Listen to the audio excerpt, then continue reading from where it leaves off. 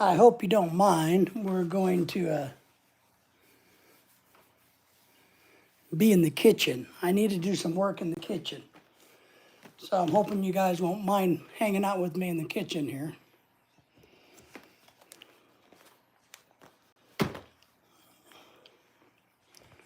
We hope everybody's doing well today. Let's see, I got to get myself organized a little bit, figure out what I'm doing.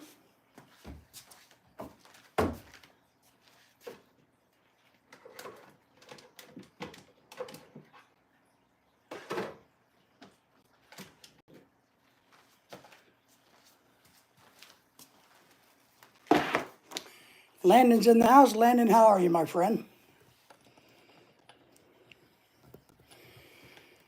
I'm in the kitchen today. We're having a big party this weekend. And my wife needs me to get some of the prep work done.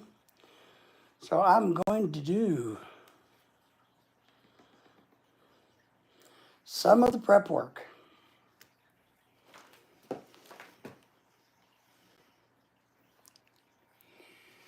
So how are you today? Thank you for the thumbs up as you came in. I got to kind of check my list to see what all I got to do. I don't think I got a lot I got to do out here in the kitchen.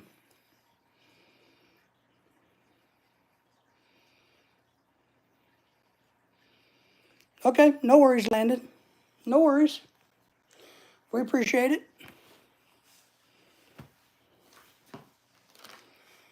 All right.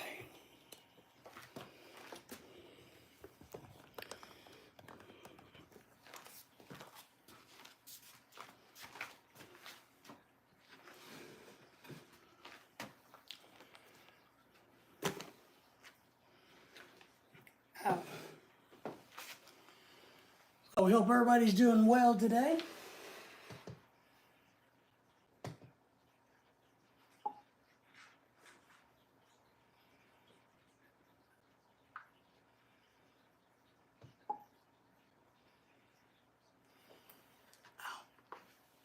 Man.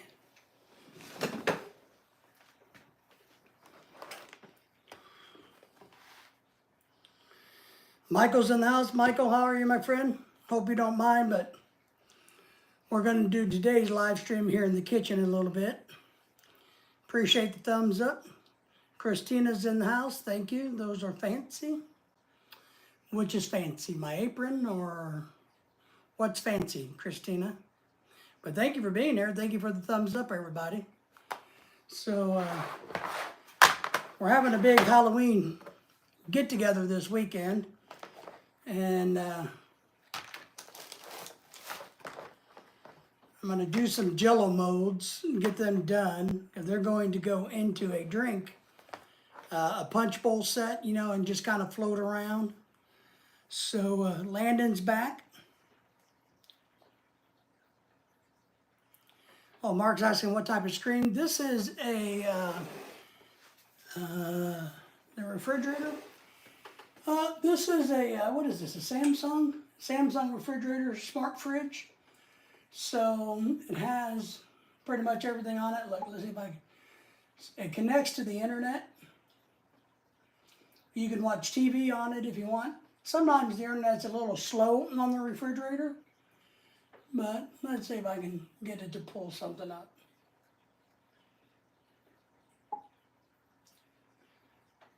Okay. Okay, you can search Google. Let me try this, I'll show you.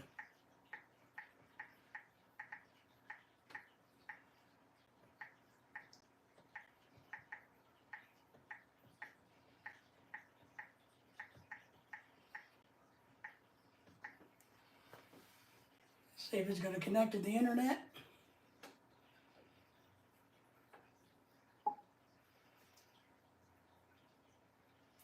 Sometimes it's kind of slow when it does it.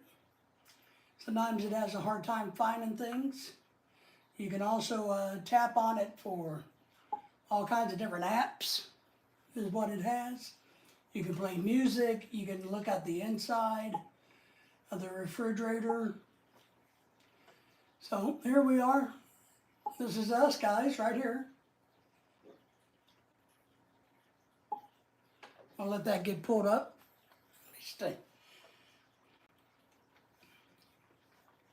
Mark's in the house. What type of screen? Mark says, okay. Samsung refrigerator, smart refrigerator. Michael's doing okay. Had a fever, body aches yesterday, but thinking better today. Nice. Fridge has a screen. It does. Amazing refrigerator. You guys like the refrigerator, do you? Let me see. The internet on it is a little glitchy, though. That's one of the problems we have with it. Is so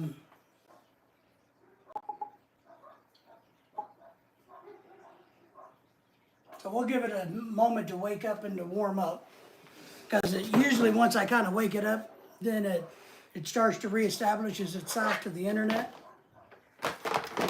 So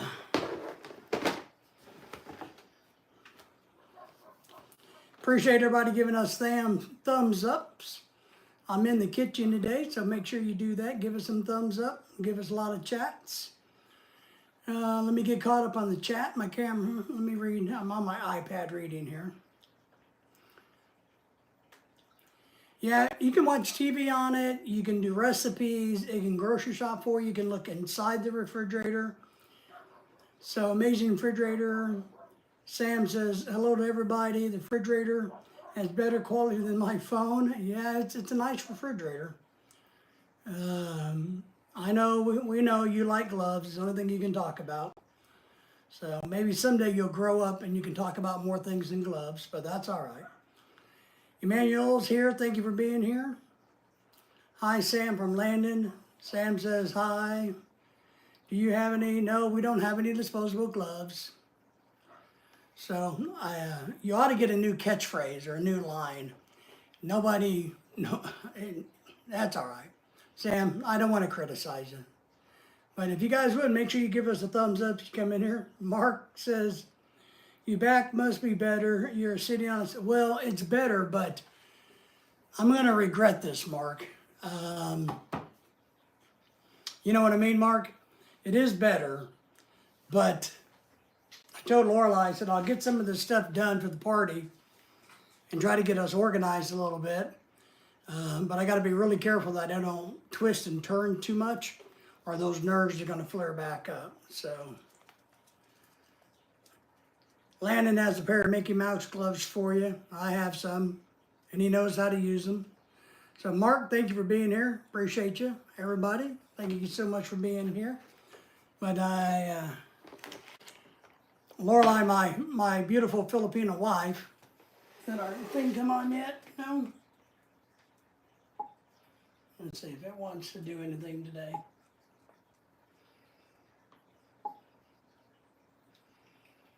That might come through in a minute. So yeah, you can watch TV.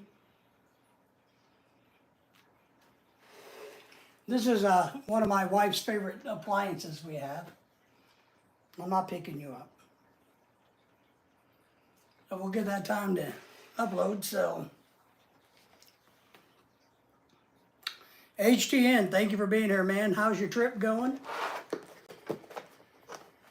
Lorelai has me in the kitchen today working. She's at work, and you know, her big party's this weekend, so I'm trying to get a little bit of prep work done.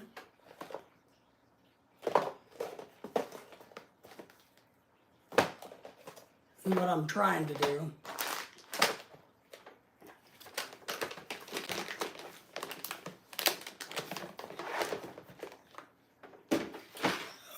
Yeah, Mark, I think this still is going to be a little rough on the back. HDN saying hello to everybody. It's going? Well, okay. I know what you mean. So, I haven't made gelatin since I was a young cook back many thousands of years ago. I haven't made gelatin in forever. So I'm gonna have to read the instructions to see how smart I am.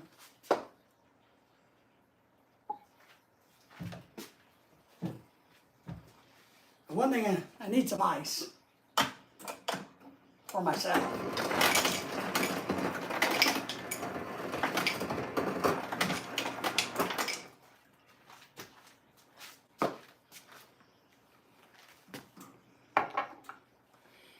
Henry's asking if that's a smart refrigerator. Yes, sir, it is.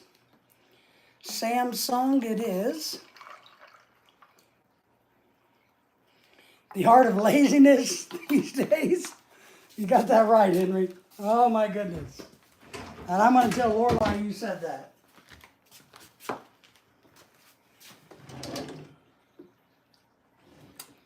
Well,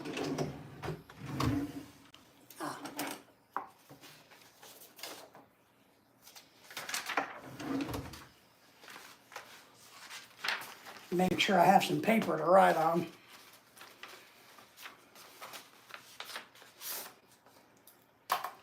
So, let me take some notes here, guys. How is everybody doing? What's going on in y'all's world? I'm drinking plum tea. Thank y'all all for the thumbs up as you come in. Oh man, I tell you. Yeah, you don't want to know how much these refrigerators cost. I can tell you. So we got some jello I got to make because I'm making for her party. We have those, pretty drink dispensers, right? And I think we're going to have one that's non-alcoholic and then one that has alcohol in it. But she wants some moldings of these organs. You got like a heart and brain and kidney or something. Maybe it's just heart and brains. And I have neither. I have a bad heart and a bad brain. So we're going to try to make some of those. So we appreciate everybody watching, giving us a thumbs up. And you guys can help me today. You guys can help me. HTN says, I'm relaxing at my hotel. My back is killing me. Man, I know the feeling. Last 2 weeks. And Mark hit it. Mark recognized earlier that I'm sitting on a stool, Henry.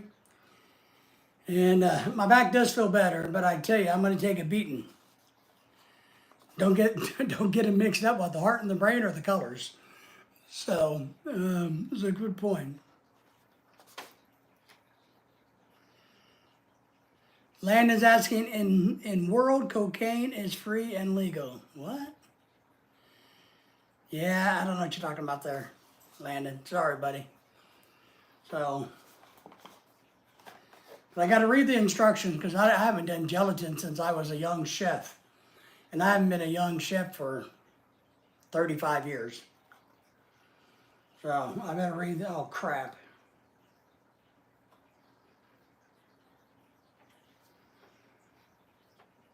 Now the problem is you got to be able to read the damn instructions.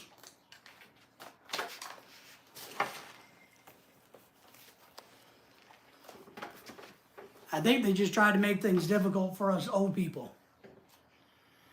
You've never seen, Alexandria has never seen a refrigerator with a screen on it. I wouldn't say that they're super common in America, but it probably is kind of an American thing. We got this at Best Buy. We got a whole appliance package, smart appliance package. I'm trying to find the camera on the iPhone so I can take a picture of the back of this freaking gelatin box so I can try to blow the picture up so that I can read the small freaking print. But I got to figure out where the camera is. Oh.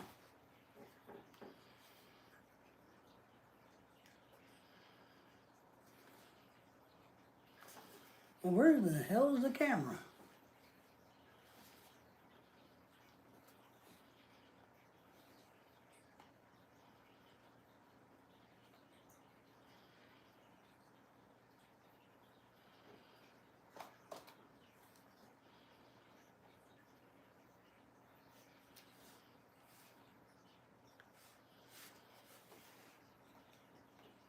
Well, I think that's the camera.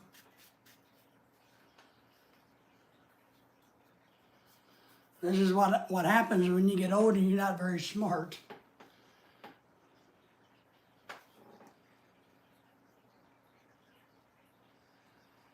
All right, so there's me. Oh, there's the camera. All right. Man, I tell you, you guys should be ashamed of me. Sugar-free. This one's not sugar-free, and these two are not. So let me see if I can find the instructions on how to do the non-sugar-free, just so I have it. All right. Let's see here. Alexandria says, and thank you for being here, Alexandria. We appreciate you. Never seen a refrigerator screen on it. Well, that does, what all does it do? I'll show you if you want. Land in my world, sorry, they text error. Oh, HCN, that's not my cup of tea. I just sip with beer once in a while. Yeah, well, I got it at it's really good, actually.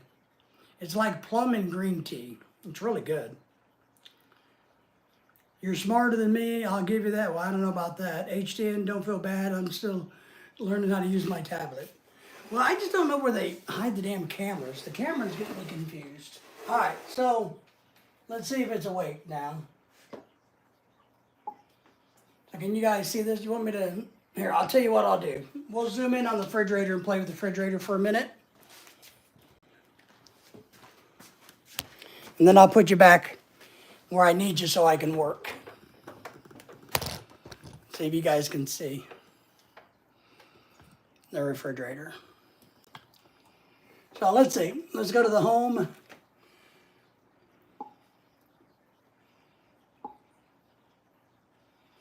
So it works kind of like a computer. You got a back and forward button. You got other history, add pages, find a page, zoom, all of those things. It's voice activated. So like here, you can see inside the refrigerator. So that's what's inside of the refrigerator currently. So you can do that. You can add a food list. So if I want to add energy drinks, I can add energy drinks to my food list. It is voice activated by Bixby. See? It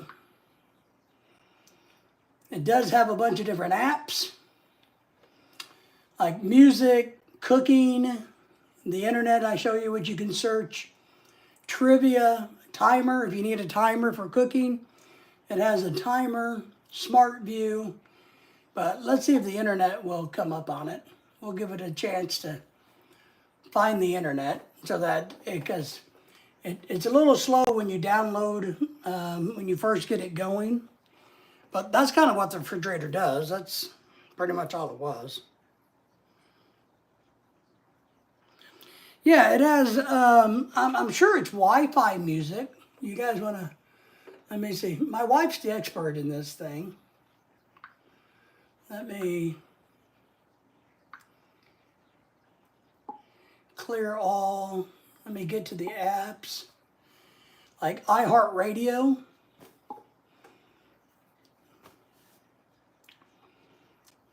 So we don't listen to the radio.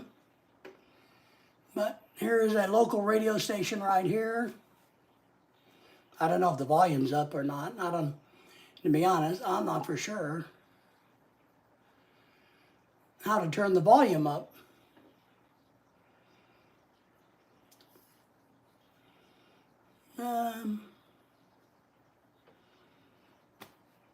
Hey, Bixby. Hey, Bixby. Hey, Bixby, turn up the volume. See? So it is voice activated. Hey, Bixby, turn the volume up louder. Hey, Bixby. Oh, you got to hit the little Bixby button, I think. Hey, Bixby, turn up the volume louder. Turn up the volume.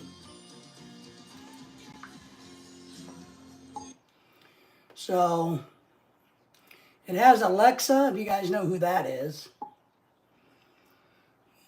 And then, yeah, so, you know, that's just all kinds of crap.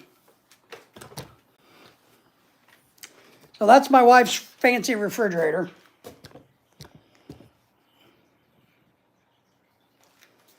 All right.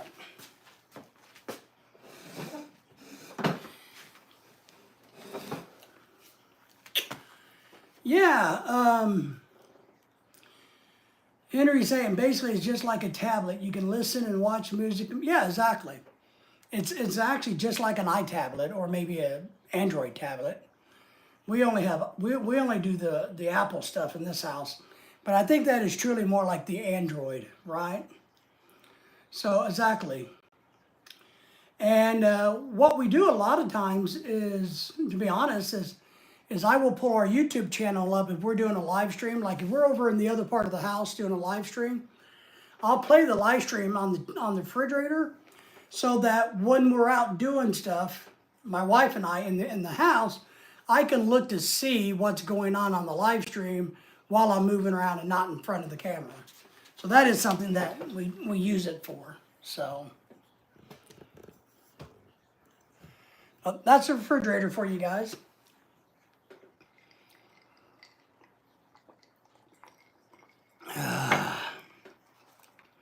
It's still a new way to be lazy. You got that right, man.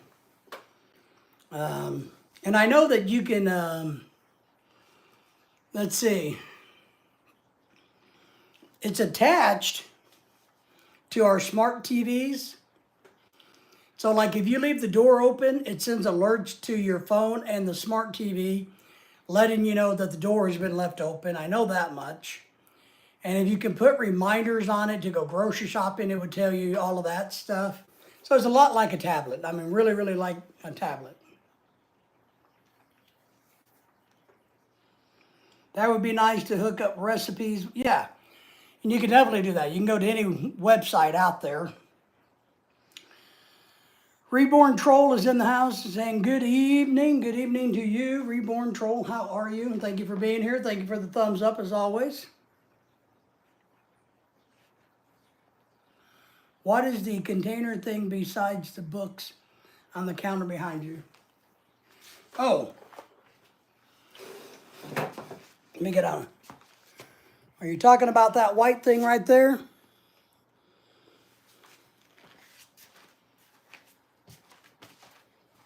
It's a rice dispenser. So you store rice in it, and when you want rice, you just do that for your rice, and you just simply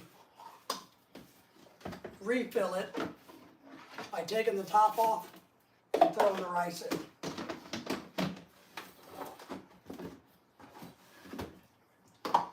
So it's just a simple rice dispenser.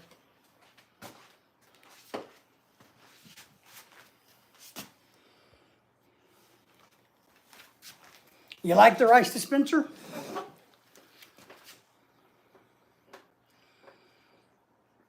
Yeah, we got that off of, they're real common.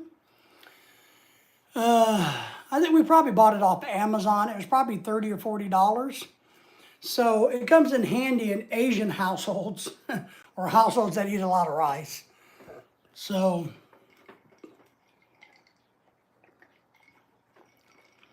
I didn't like having the rice in a big bag sitting on the ground.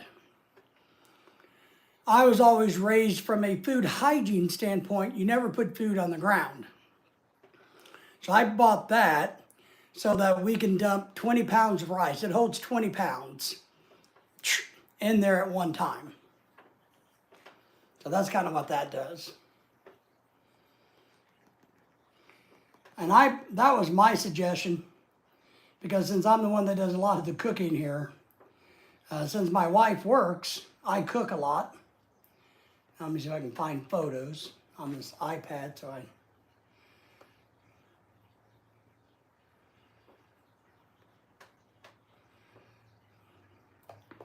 You know you're getting old when you got to take pictures of instructions on how to make something.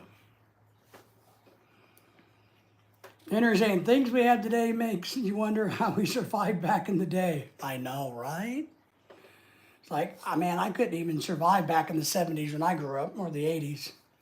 I don't know how we did it. I know we ate a lot of dirt back in the day. I have to look at that. I always like keeping my bag of rice in the pantry, but it takes too much space. And we buy the big bags, and so I empty half of it, and then I roll up the other half and put it on a shelf. So it's not as much weight.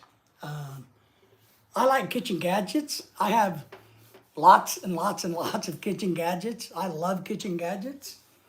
And they're all over somewhere, but we have tons of them.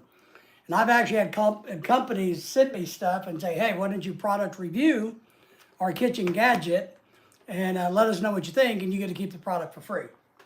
So I do that some. In a medium bowl, we're gonna do, well, you guys decide. All right, so here's what I want you guys to help me with. I have a mold, and I don't know if you guys can tell, but these have like brains and hearts. And then I have another little bitty mold that has like kidneys, hearts, and maybe a liver. So I have that mold, and then I have another mold that is of brains. So I need to make some little jello things. So that when I make up these punch drinks this weekend, I have them in the punch floating around to look Halloween-ish. So here's my question to everybody still watching us, and thank you for sticking around and the thumbs ups. And if you guys don't mind, it's going to be hard for me to keep up with the chat, so please don't be offended. And if you guys would all say hi to everybody for me and for yourselves. So please share this live stream out if you would. But say hi and let me know if I miss anybody that comes in, because I hate to neglect anybody. So what we have for body parts is raspberry. It's sugar-free. It's raspberry color. We have orange gelatin. I have pineapple or yellow gelatin. And I have a dark black cherry gelatin. So what I'm trying to figure out is what body part gets what color. Or should I just do hearts and brains like in orange one time, and then do hearts and brains in yellow one time, and then maybe these little bitty ones in the dark gelatin? So that's what I got to figure out. So if you guys have any suggestions, let me know. Let me start with the orange. You guys just need to tell me where I'm going to put the orange.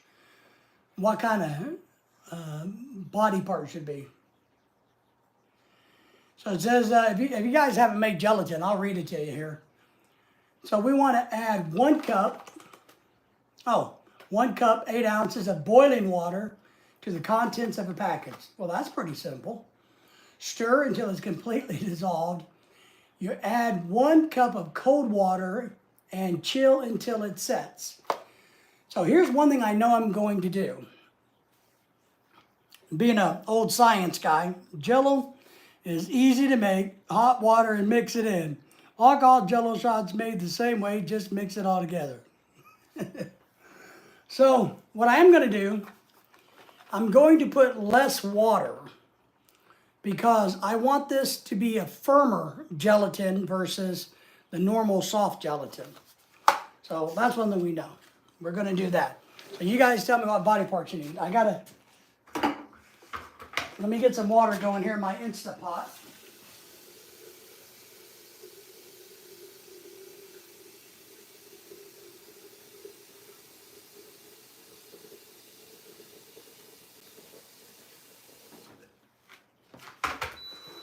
Does everybody have an Instapot at home, Instapots are one of the best little inventions you can have. I'm trying to find my measuring cups. And I need a whisk. I need a bowl.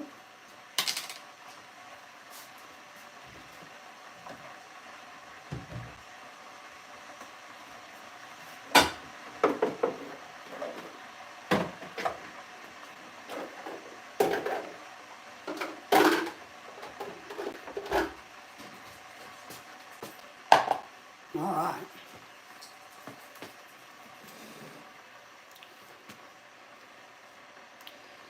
Alexandria is saying use red for brains. Okay. All right.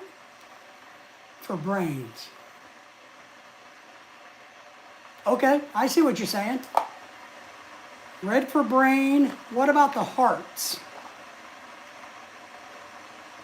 I could use a lighter color red, or I could use the blood red, the black cherry, for maybe the hearts, and use the lighter color red for the brains. You think that would work? We had some syringes hanging out somewhere. You guys don't know where they went, do you?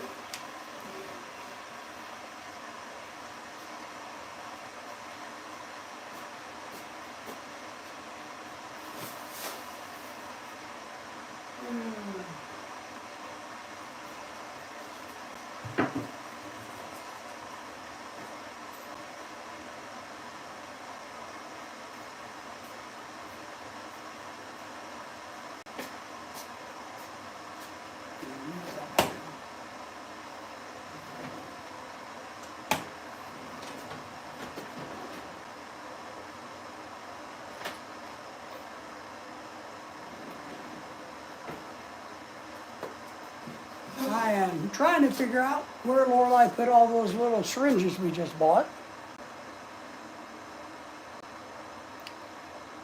Giggly, giggly, I am the Skipper T.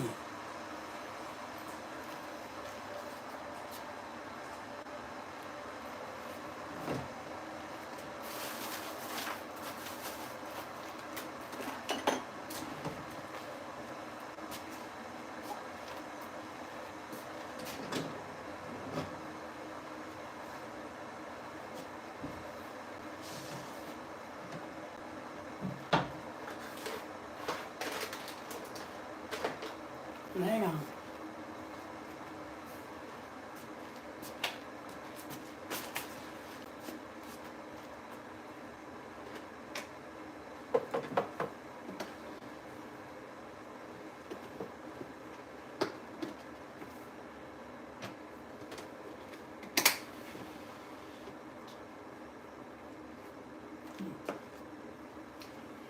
I don't know where they're at, guys.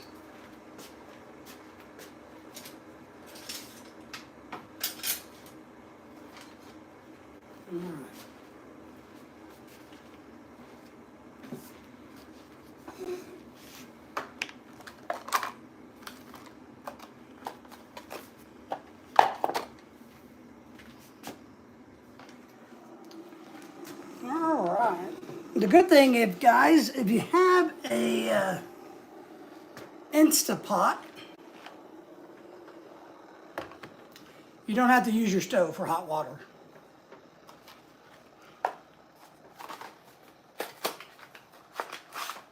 We're going to go with the light red color.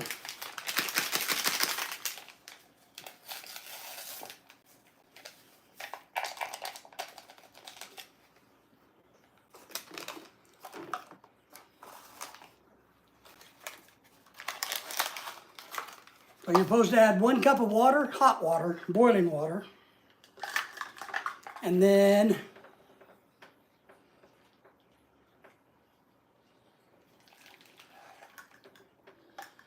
let me set that out of the way. Then Henry's instructions is stir, stir.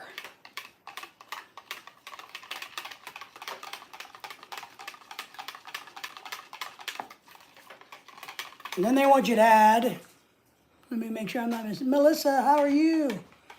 Thank you for being here. Alexandra says, I'm going to hop off here. I got to get some things done around the house. I hope you and your jello turns out good. Thank you. Melissa, hello to you. Everybody say hello to Melissa, if you would, please. And Melissa, thank you for the thumbs up. I'm trying to do some prep work for my wife's Halloween party.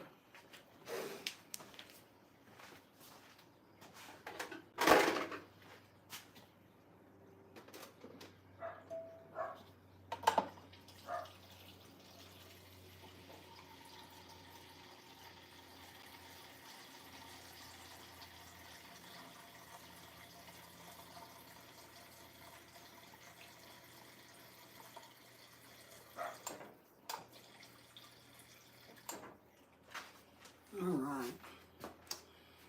So we stirred it up with hot water, and it said to do 1 cup of cold water. But remember, I'm not going to put a full cup of cold water because I want my gelatin to set up firmer so that when it bounces around in this drink I'm making, it will be tougher. It will take more of a beating, is what I want to do. No, I'm happy for you to ask. What we're doing is, I forgot that one. Melissa, what I'm doing is, we're having this really big Halloween party this weekend, this Saturday. And I'm doing just a little bit of prep work because we're going to make some drinks and some other things. And my wife really wants, I better think about that. She really wants some jello molds of like hearts and brains. So that's what I'm doing. Melissa, hang on, Melissa.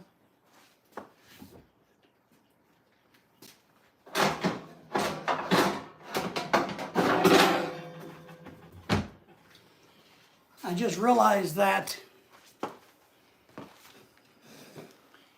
these molds are so flimsy that they're not going to be rigid at all. So when I go to pick them up, I was going to make a big old mess, right? So instead, I'm going to use this baking sheet. Let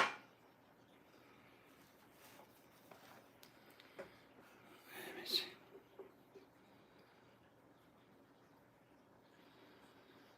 Making jello shots, Henry says.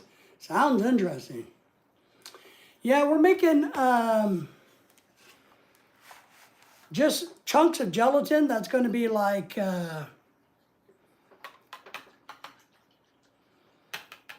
floating around in our punches and drinks is what I'm trying to make. I think we're going to go red on the brains. Light red on the brains. We're going to go a dark red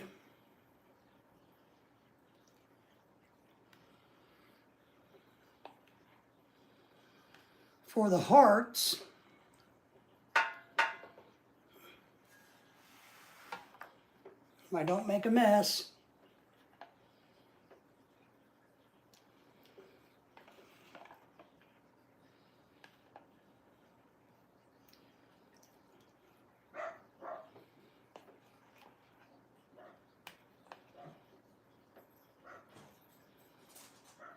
My hand-eye coordination is probably not the best.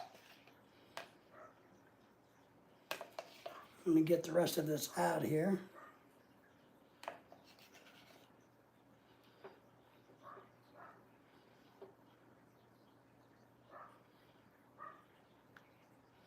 All right. Let's see if I'm caught up, guys. And sorry that I'm having trouble watching the chat. Well, I'm not putting liquor, Henry, in these. I am going to make one container of an alcoholic drink with some of these floating in it. but we're making one that's non-alcoholic either. That kind of glows in the dark, so to speak. It's like lime jello and seltzer water and maybe something else. I can't remember the recipe off my head. So we're going to be making that for non-alcoholic. And then I think I'm just going to make a bloody looking rum punch with dark rum, spice rum.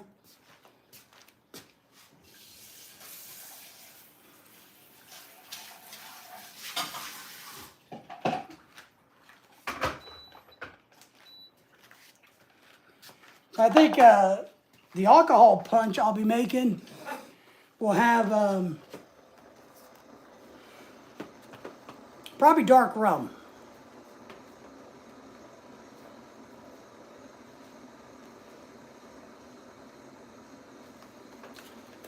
The good news is this one is dark cherry, dark cherry. I'm going to use this color, I think, for hearts.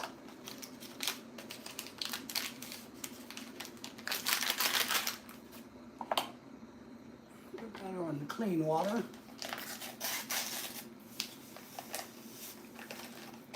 Let me get my water boiling again.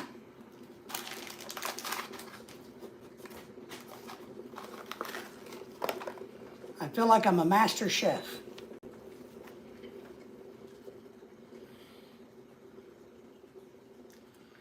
Bobby's asking, Henry's like, oh man, no alcohol, bummer. Bobby said, can you find me a wife? Sure, Bobby, I can find you a wife.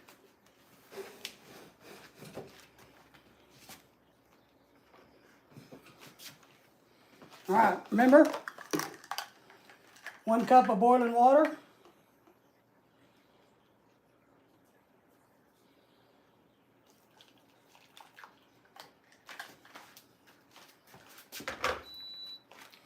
Bobby, what kind of wife are you looking for? And let me ask, what do you have to offer a wife?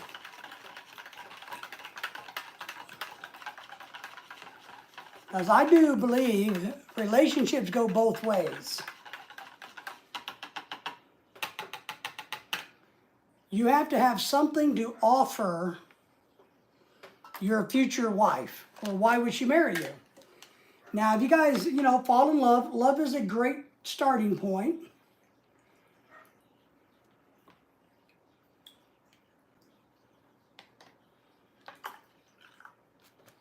But until the girl falls in love with you, what do you have that a girl would want to give you the time of day? And I think that's a fair question. Yeah, it does look like real blood, Melissa. Thank you for being here again, everybody. Thank you for the thumbs up. Craig, thank you for being here. Appreciate the thumbs up. I'm doing some work in the kitchen, Craig, so forgive me if I get behind on the chat a tiny bit. This is getting too complicated. Maybe I should stay single. Maybe you should. If you don't have anything to offer a woman, then why would a woman want you? I mean, it's a valid question. We men ask the same question. When we go to date a woman, we stop and go, what does this woman have that we like, or that she has to offer us? What can she bring into a relationship? And I've said this many of times. Yeah, Craig's laughing with you, Henry. That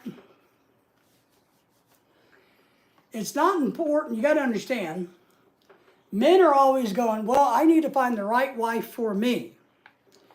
Well, you're missing half the boat. You need to be the right husband for that wife.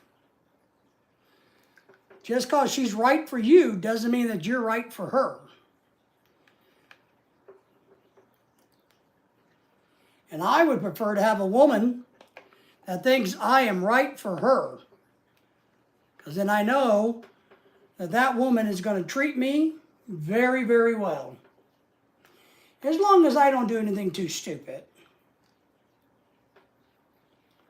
I don't know if any of you married guys would agree with that or not. Of Craig, we're working on Halloween, buddy. I'm trying to get some gelatin molds set up for the wife's party this weekend. And remember, if you guys want to see the party we're doing this weekend, just come back. Saturday's live stream.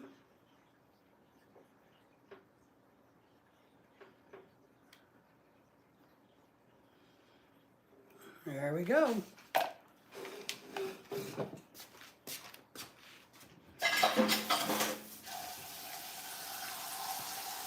All right.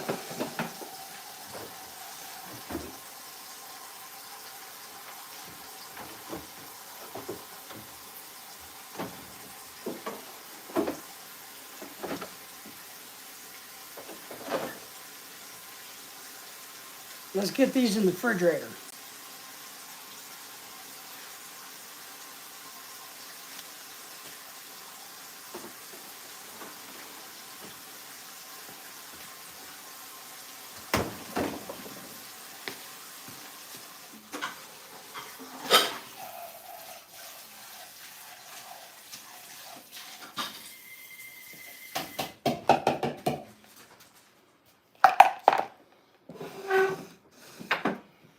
All right.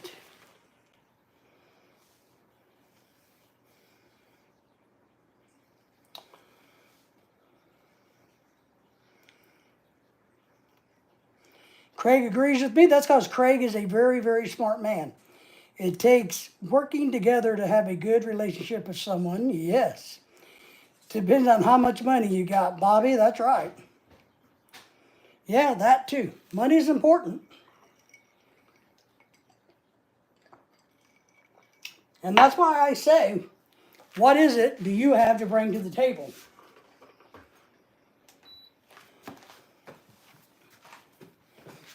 Why would somebody like myself or Craig or Henry, for that matter,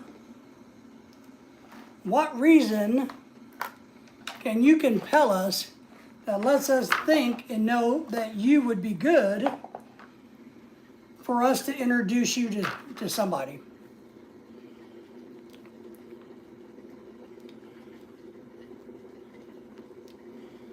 Because what I'm going to tell you is there's no way in the heck we were going to introduce somebody that we don't feel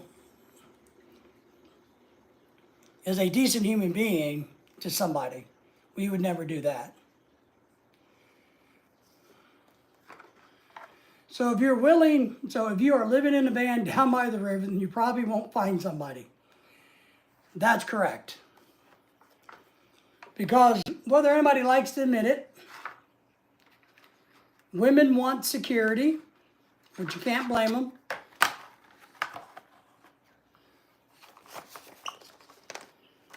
And if you don't have your shit together, then why would a woman want to give you the time of day?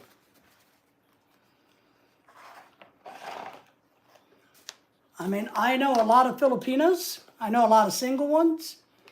I know a lot of married ones that are unhappy because let me say this carefully. They thought they were getting something that they didn't get. They thought when they came to America or they found their foreign boyfriend, they thought they were winning the lottery, and when they got to that country, they realized that their husband was poor. And they were very disappointed and disheartened in the fact now, are they living a better life in America than they would in the Philippines? Maybe. But they're disappointed in the fact, oh crap, I didn't know this guy was poor. Misty Dave, the America is in the video, is cute.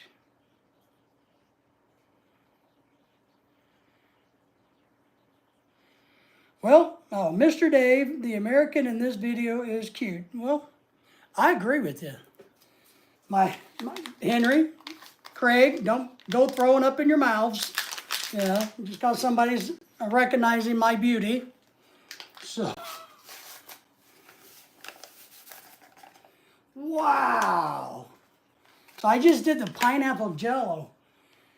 I don't know how much of that's sugar, but oh my God, there must be 90% of it is sugar. That's disgusting. Wow.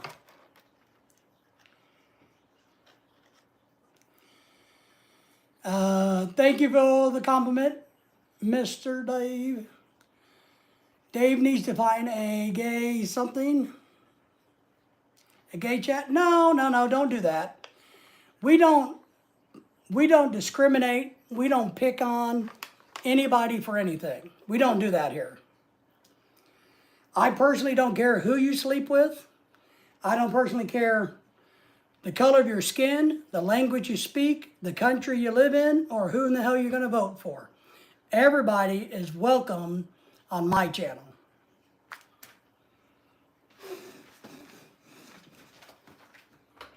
So, all right, we got pineapple, which I'm going to use for body parts too. Hang on, let me get this in here.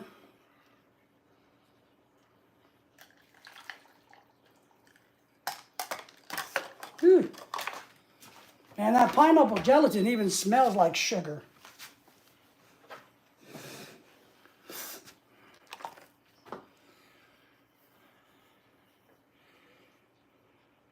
You're on your own now, buddy. Yes, sir. I have a cute personality. I'm an American man in Davao. Also, Mr. Dave was saying he's cute, not me. He's hanging out in over Davao.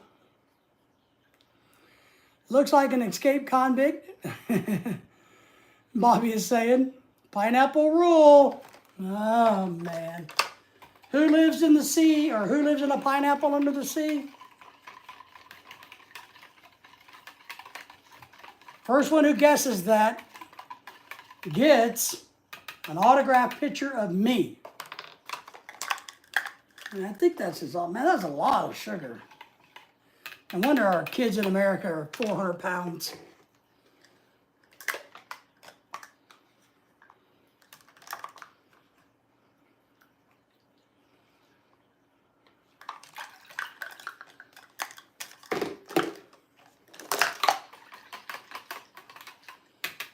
All right.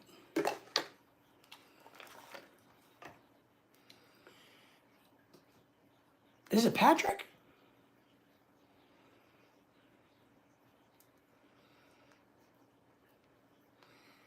And I give my prize to Dave. Well, Bobby, you might just get lucky and do that. You never know. I've actually, uh-oh.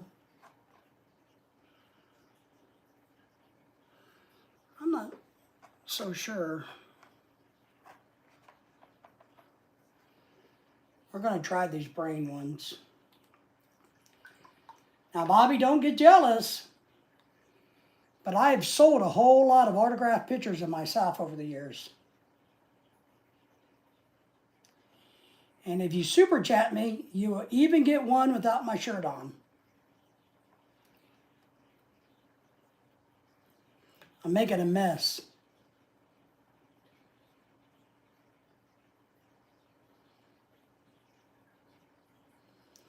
Man, this is messy. Where's my sous chef? I need a sous chef. Or a dishwasher. I need a yaya.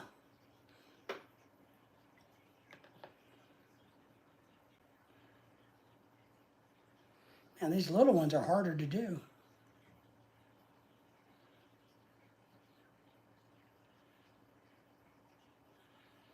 I'm concentrating my best.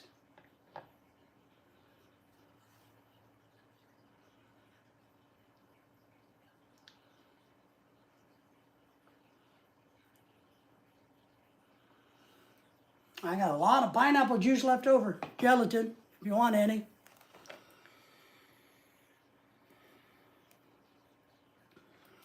Mr. Dave is asking, where are you at, sir? I'm actually in the United States currently. My wife is from Cebu.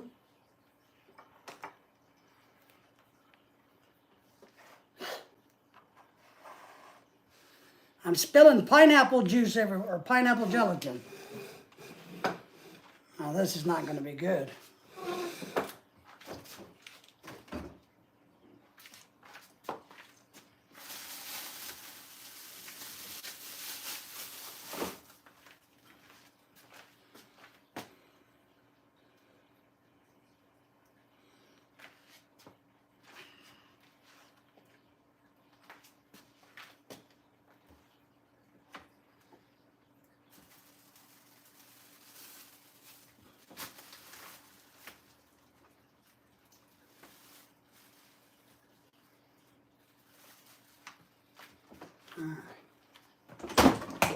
Those body parts might turn out a little sloppy.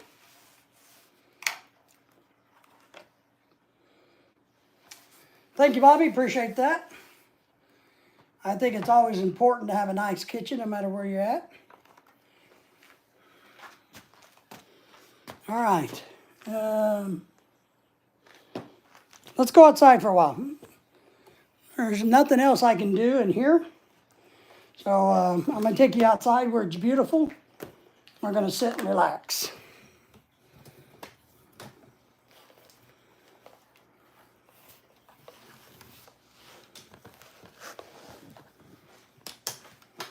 Don't get dizzy on the way out.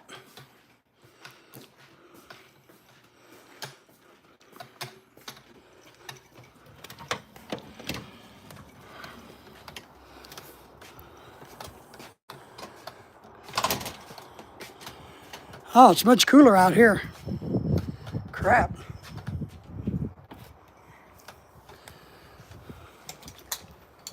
All right, boys and girls, let's get you set up.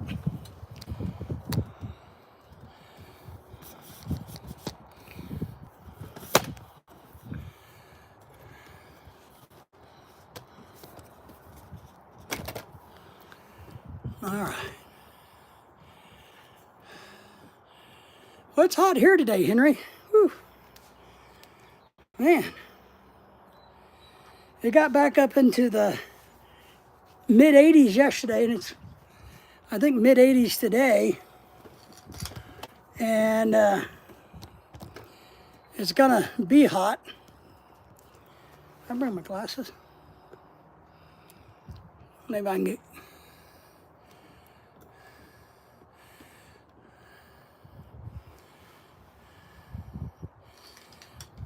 Uh-oh. Well, let's see. Let me see if I can get caught up. Bobby says we have a nice kitchen. Thank you for that. We appreciate that.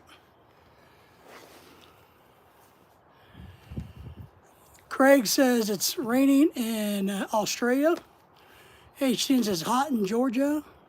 Mr. Dave says, okay, sir, I'm an American man in Davao, Philippines. I've just been lonely. Well, you're welcome here.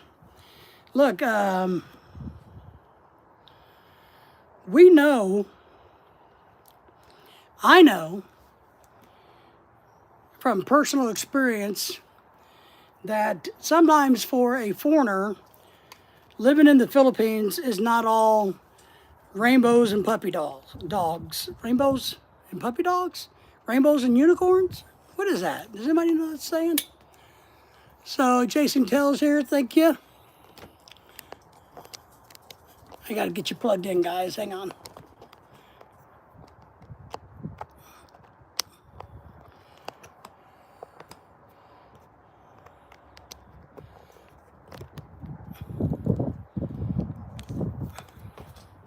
Let me get you guys in a better position. There we go. So we're happy that you're here. Now, I will say this much. Mr. Dave, if you like women and you're lonely in the Philippines, then that's a tough one.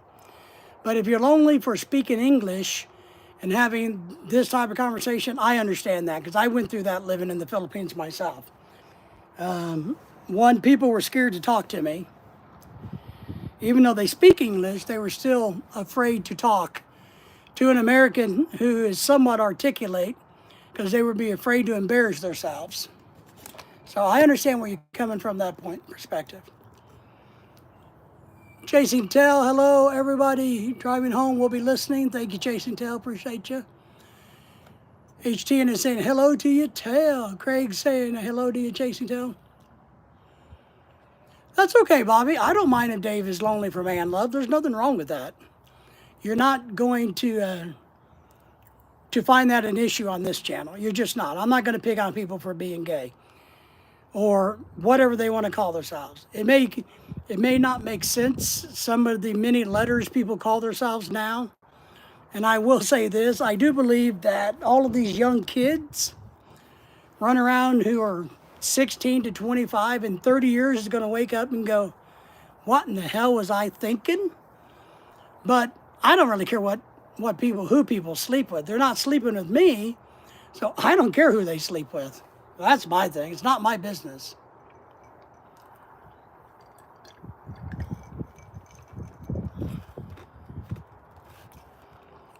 Yeah. HN says, most people, when they see me, they run when they see me. So I have fun with it. Well, I know the thing. In the Philippines, a lot of times right off the bat, they expect you to be an asswipe anyway because you're from America. So they think one, that you're drunk, or that you're rude and condescending and demanding. So that's their impression a lot of times. They're hoping you have deep pockets, but they still think these things of you. But once people start to get to know you and they realize that part of it is a lot of them don't have enough of a vocabulary or a depth in knowledge on things that are not related to the Philippines to carry on conversations. And I don't mean that as a bad thing. I just mean they kind of live in an isolated world, and so they focus on what they need to do to get by day to day. You know, their struggle is food, water, electricity. You know, I'm not smart. I'm not saying that. But I seem to have a higher level of thinking about things like Craig does. And Craig, because I know Craig thinks outside the box a lot too. And some of us really enjoy that, but a lot of the folks in the Philippines can't go there because they just want their basic needs met, and that takes up the majority of their effort and their thought processes. I hope that doesn't sound horrible, but when your basics are covered, right, then you're able to start thinking about other things. But until you have food, water, electricity, and all those good things, it's not. That's what your priority goal is. How am I going to live through today? If all I'm worried about is living through today, then I'm not going to give a shit about anything else that's happening in the world or in another part of the Philippines, or what kind of car that is, or what kind of plane that is, or anything. I'm going to focus on figuring out how to get through the day. I know, Mark, right? Andrew says, I never think inside the box. That's why I have fun. There you go. Mark, I really appreciate you being here. Yeah, the dogs are trained. Once we go outside, the barking starts, right? Well, and what it really, Lily, what it really is, this time of evening, we get a whole bunch of people walking the neighborhood. And the dog that lives behind us, which is a Doberman Pinscher, is a very lonely dog. I feel really bad for it, but it's not our dog. We can't do anything about it, but it's a very lonely dog. So when that dog hears us talking outside, it comes out from its little porch area, it comes up to the fence, and it scratches our fence in hopes that our dogs will come over and play with it. And that's what's going on. That's what you hear all of that. That dog is so lonely that as soon as we come out here, it runs to the fence and tries to get attention. Craig is saying, yeah, they want their jello. They want their jello shot. They probably need a jello shot. So,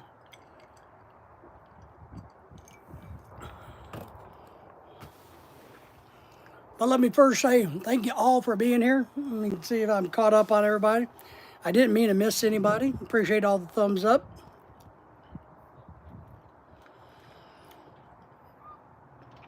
There's still a lot of drama, bullet hole, but no.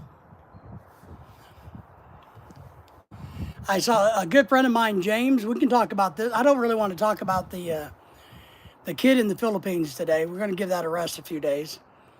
But I don't know if you guys have seen the news from the Philippines where they are, what's the word am I looking for? They found two guys that like little kids, and they are deporting them out of the Philippines. So that came out this week. They found an American who lives in Florida, who's out of Florida, who apparently has 50 open charges for being a bad man with little children. And he ran to the Philippines to hide against the charges. And what happens a lot of times is they will get arrested out on bond and they flee the country. Because a lot of times they don't have to surrender their passport. They flee to they flee the country, like to Thailand, Philippines, anywhere else they can get away with. Now, I'm really surprised that the Philippine government was kicking him out of the country, because this is the American. Because from the news that I saw, they found him in the Philippines on his own phone, many pictures of Philippine children in any inappropriate ways on his phone. I would have very much preferred the Philippine government keep him and put him in one of their prisons versus sending him back to Florida, where the U.S. Marshals are waiting for him to put him in a Florida prison. I would have preferred him to go into a Philippine prison. I don't know about you guys, but that's what I would have preferred. The other guy is a British citizen, if I remember right. He's a younger guy, maybe 40 years old. Pretty much the same thing. So that's the big expat news going on at the moment, is those two gentlemen being told, we don't want your type here.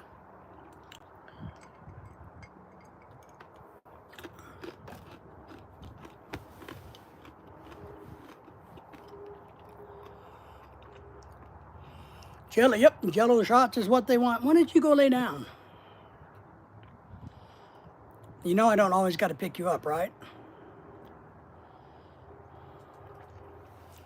So that was interesting, but ooh, big hawk. I don't know if you guys can, maybe I'll let you guys see outside for a minute. Can you see that hawk?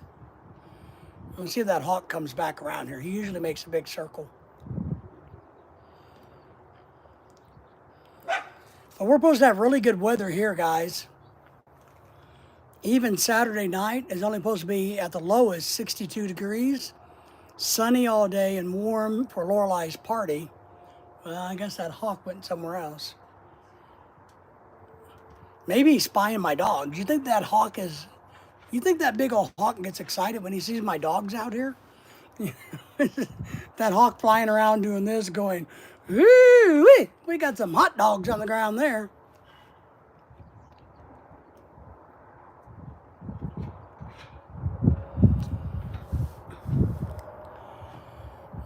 Let's see. Jason Tell says that the Philippines has changed a bunch of laws lately, so till they make them public watch what starts to happen. Gotcha. Well, I know they're working on the divorce issue in the Philippines, but it's not been approved yet, and so it's not law yet or legal yet to get a divorce. But I know that they're making headways for the first time in history, which I think is a fantastic thing, because right now the only people that can get a divorce in the Philippines are Muslims. So nobody else can get a divorce there. You can pay to get an annulment.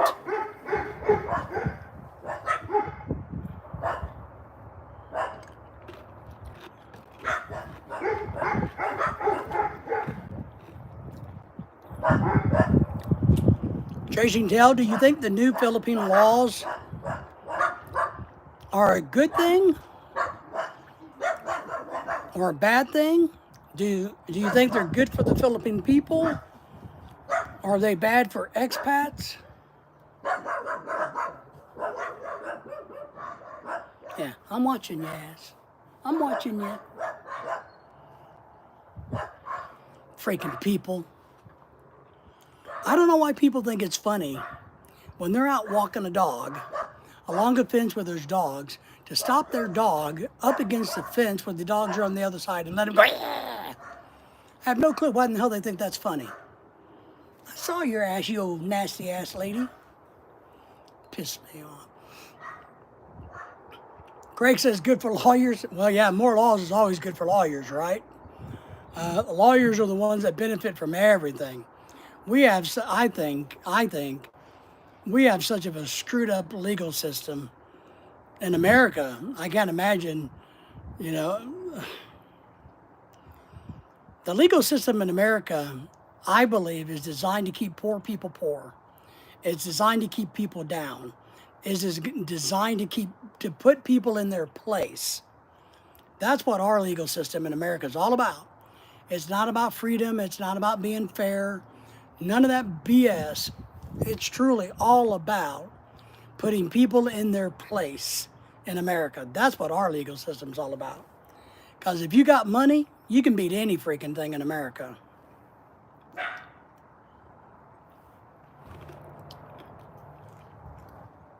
Okay. So it's good for the people that cause no trouble. That's good. So it protects the citizens. That's a good thing.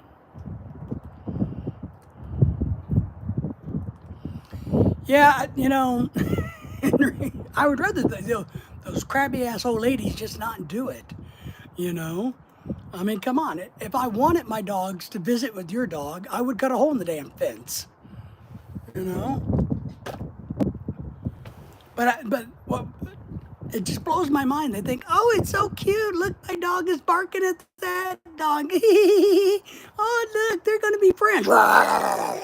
No, the damn dogs are not friends. Hello, how stupid do you got to be? You know? So, like, it's like people at dog parks that want to come up to you with their dogs. You know, I'm like, when we go to parks and things with our dogs, we stay away from people. Not that our dogs are not friendly. I don't want to risk it because if somebody's dog bit my dog, I would kill that human and kill that dog. So I don't want to risk it. You know, we mind our own business. You know, I don't think it's cute to have dogs going nose to nose and attacking each other. So no window, Henry. No window. But that's all right. Henry, HN, let me ask. Have you heard from the young Miss Bai lately? Did she have a good birthday the other day? I hadn't caught any of her live streams lately because I've been so busy with everything, so I didn't know how her birthday went.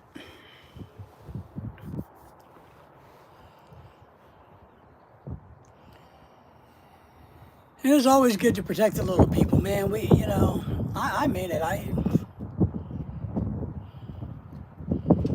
I just think we're screwed up, man. I should be, you know what? I shouldn't be the president of the United States. I should be the king of the world, you know. Chasing Dell says, your back is worse than your bite. That's right. Yeah. My real back is feeling somewhat better today. Lorelai has this whole list of things she wants me to do, and I'm like, well, I'm going to pick and choose what I want to do because I don't want to wake up on Saturday morning, the day of her party, and not be able to walk again. You know, your back is worse than your bark is worse than your bite. Yeah. I was thinking of my back because my back hurts, but yes, bark. So come on, but how rude is that? If you're gonna walk in the neighborhood, just walk. Aren't you supposed to be like keeping your heart rate up and shit anyway?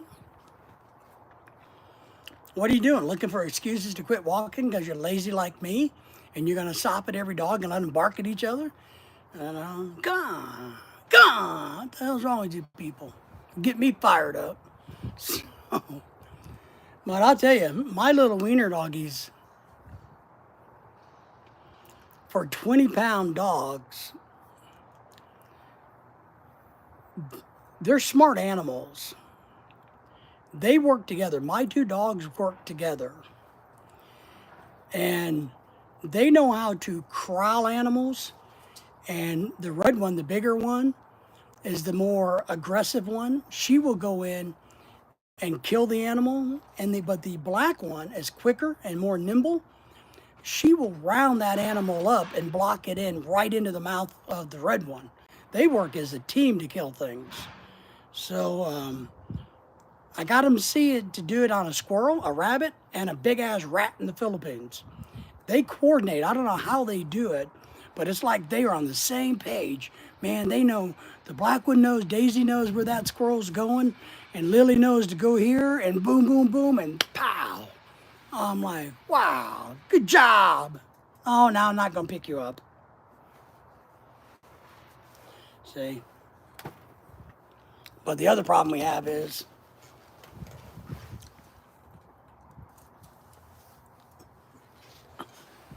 when you say her name, she comes a-running. It's like, is somebody talking about me? Did you want me to come sit on your lap? I think that's what you said. So,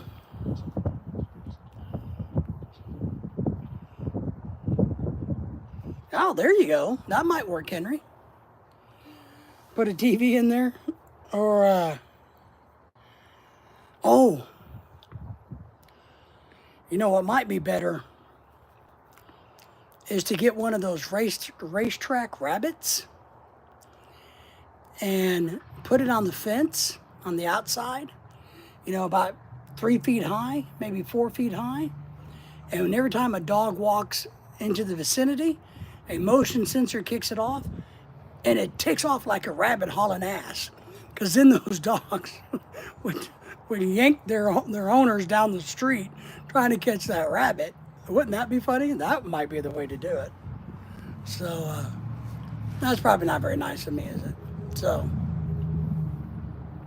I know, I should be a nice neighbor.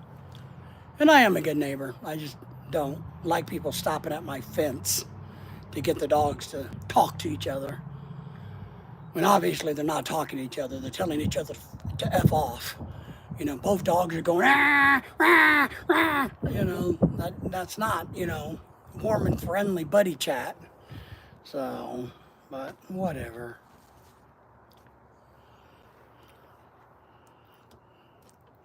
So Henry, when are you going back to Mississippi? Are you there for the next week or so, or when you coming back? Maybe she needs a little wiener. The old lady probably needs multiple little wieners, you know. Henry would do something like that. I know, right? That's why I thought of it. Like, what would Henry do? So that would be funny, wouldn't it? That would be funny. Well, maybe that's it. Maybe Craig's onto something. Maybe that's why they all come around, because they all want a little wiener. Oh my God. Should I put a sign up outside my fence saying, are you looking for a wiener? If you are, stop here. You know, come back on Friday. Nice. Well, our party's at Saturday, if you make it up, buddy. If not, we're going to live stream it. So it should be a fun event. Lorelei's getting all anxious about it because she has so many people coming. And I feel bad because she was talking to one of her friends today. Extra income source. There you go. Common sense ideals. I would stop by. You would stop by for a little wiener. Thank you for being here. Thank you for the thumbs up. And don't mind the dog, beware the owner. That's right. You know, you got that right. Thank you all for the thumbs ups. And if you haven't subscribed to my channel, please do that. Appreciate you all being here. Hang my hat up. Got a little hot in my kitchen. Yeah, I haven't noticed. We had a really bad problem with solicitors in the beginning. And I think it's funny how pissed off solicitors get when you tell them to F off. You know, it's like, oh, I'm doing something wrong to you, but you're on my property, you know? So, Common Sense says, just left Davao yesterday. How was your trip then? Where are you at now? You in Manila? How's the weather? What's going on? Wasn't there a big tropical storm that came through the other day too? Yesterday or the day before? I was seeing some issues about flooding. Okay, yeah, I thought there was.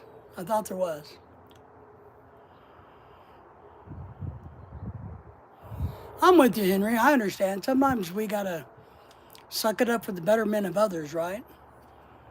Common Sense says, got hit by the typhoon. All right. I've been there, done that in the Philippines. We got hit by,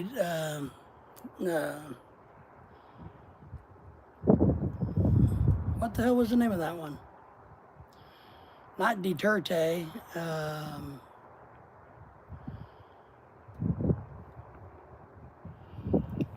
Man, I can't think of the name of the typhoon. The super typhoon Odette. Sorry, there you go. Super typhoon Odette. You cook it? No, I was doing a little bit of prep work. We're having a big Halloween get together, the Filipinos, and I'm just handling the drinks. I'm letting them do all the other BS. I am going to try to melt some chocolate tomorrow and make some little chocolate castings. But I'm making some jello molds to go inside of these drinks for Halloween, like brain and hearts and guts and things. So I'm doing that. So, okay, Henry. So I was just doing a little bit of prep work for my wife. So she doesn't have as much to do Saturday. And Friday, I got to make some cookies. I got to bake the cakes. I'm not going to decorate them. I'm just baking the cake. Then she's going to decorate them and all of that good stuff. I'm just doing some of the grunt work. Well, they don't. They don't celebrate Halloween in the Philippines. We do celebrate it in America, and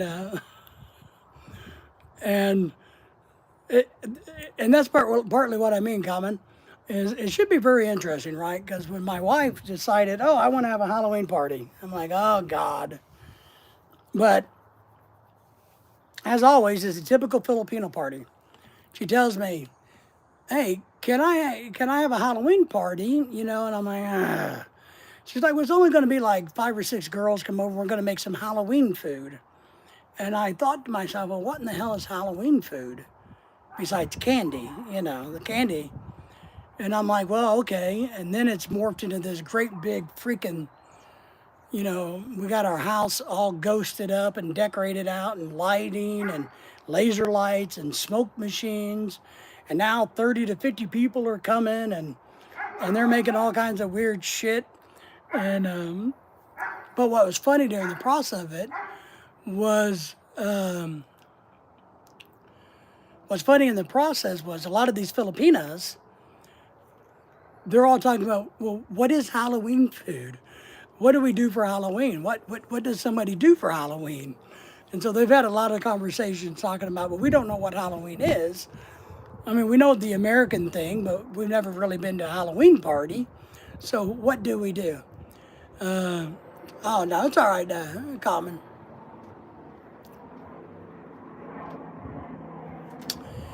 No worries, Common. No worry, Common Sense. But thank you for being here. We appreciate it. And if you haven't subscribed to us, please do. So yeah, we're currently in the United States, and my wife's from Cebu. It's going to be fun. I just like to bitch and complain about it. But we're going to live stream it. But this is truly, most of these people's, or all of the Filipinos, their very first Halloween party. And a lot of them have been here 10 and 20 years and they've never gone to a Halloween party. So we're doing a big Halloween to do, and they're doing a contest show.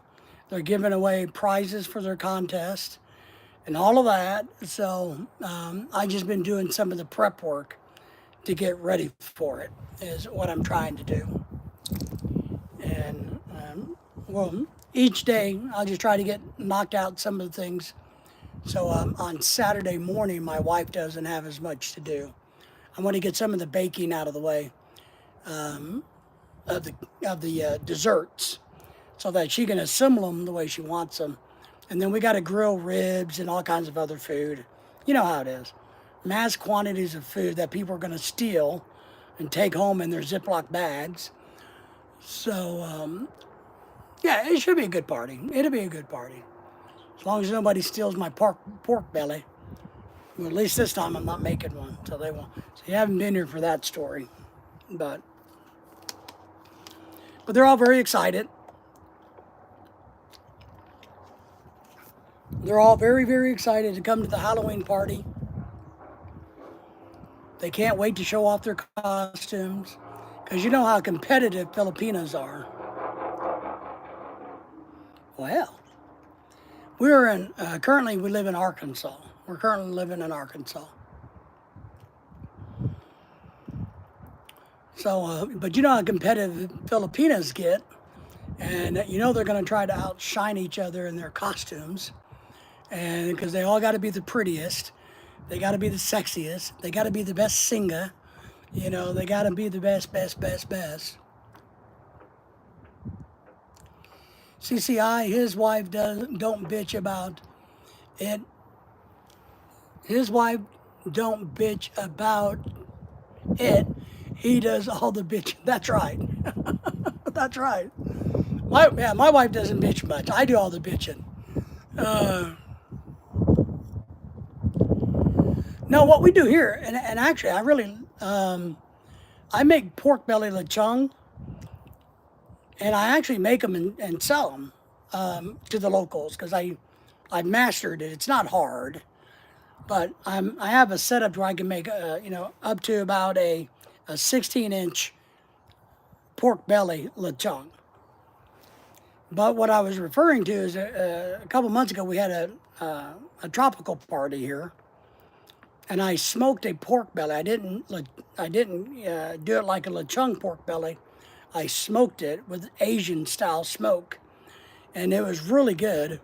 And some Filipina took it, put it in a Ziploc bag, rolled it up, put it in her purse, and took it home. So nobody got to eat it. So, but no, we've thought about doing the spinning grill, and I've looked at them, and I have one picked out in my shopping cart on Amazon that I really like, because we've asked people to do those here, to do a whole hog here like that, but there's not enough money in it. There's just, you know, you can't make any money. You know, everything's too expensive here. What I would have to charge, they can't pay. Henry says, I'm back and still hurting. Well, I had the doctor send me some Flexeril, and that's been helping, and we've been using everything else to try to get my back to ease up. So, but this weekend I'm not cooking. I might grill the ribs, but I'm not cooking anything. I'm letting the women take care of the food. I'm going to go to the liquor store tomorrow. I got to go to Walmart and get some ginger ale, some other juices. We apparently now have children coming, so I've got some stuff squared away for the kids. We bought some little trinkets for the kids, and we got drinks for the kids. But I'm making an alcoholic and a non-alcoholic punch type thing. So I got to get those ingredients. But I'm just handling the booze. That's all I'm doing, the booze.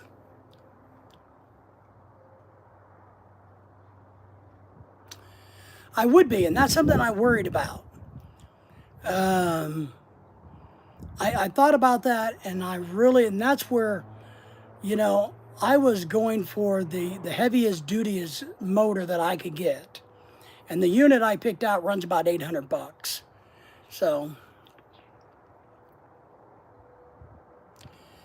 HTN says, I can't take pills or I would be in the hospital if I take them. Oh, well, don't do that then, man. If taking pills is gonna put you in the hospital, then just go to the hospital.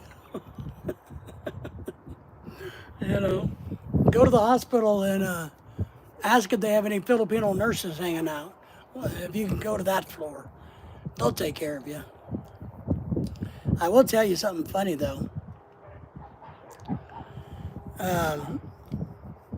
We have a Filipino friend who's a nurse here now, and she's been a nurse in other parts of the world, but she's here now. And I think it's funny because she talks about, and she makes really good money because she's a specialty nurse, but she talks about how hard the job is compared to other places. So I find that interesting that, you know, nursing in America is way harder than she ever thought it was going to be.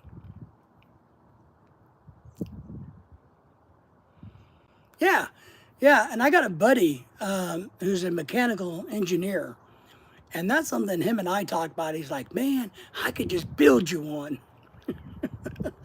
I'm like, well, you probably could. And that's what he said. He said, I'll just go get a windshield wiper motor, you know, from AutoZone and blah, blah, blah. And man, we'll get this and we'll do that and just build you one when you're ready. So, and he's one of those guys, he's married, he's no longer married to a Filipina because she was stupid or is stupid, but that's okay. But he's one of those guys that can look at a problem or a situation and figure out how to fix it.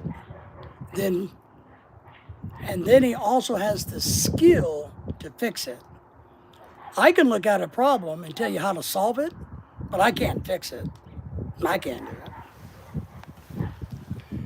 I have no skills whatsoever when it comes to repairing shit. But my buddy, he can weld, he can metalwork, he can fabricate, you name it, he can do it all. So man, he comes up with this shit, and it's amazing what he comes up with. Yeah, we get it. Well, let me brag about that a little bit. A lot of people like to come into our house because we have a very particular point of view about how to host parties. Kiko's in the house. Luz, thank you for being here. You are so humble. Thank you. I know. I'm humble and I'm good looking, handsome, intelligent, kind, caring, just an all around superhuman being. Man, geez. When you say that out loud, I get goosebumps. But they like to come to our house because we always have plenty of food. We believe that if you're going to be the host of a party, that you got to have plenty of food. We also believe in bringing more than we take, which kind of goes against the grain of some of our local Filipinos or Filipinas here. They seem to like to take a whole lot more than they bring to a party. And they only stay for like an hour and they fill up their purse full of food and they head out the door. Everybody is saying hello to Luz. Everybody say hello. Common Sense, say hello to our good friend Luz. He's an American, married to a beautiful young girl himself. He's really old, but his wife's young. Craig saying hi to you, Kiko. Hey, mate, how are things going down under? HCN saying hello. So, yes, I am a very humble person. Thank you for acknowledging that, Kiko. I appreciate that. So.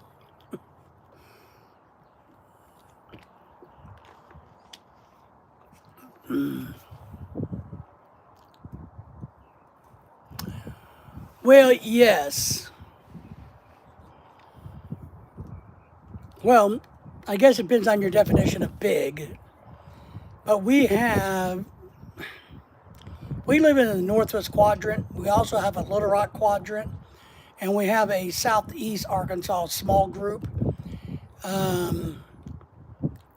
But where we live in the Northwest section of Arkansas, there's basically two groups.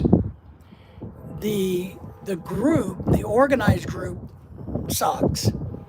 They're basically just a bunch of scammers who are only doing it for their self-glory, not for the good of the community.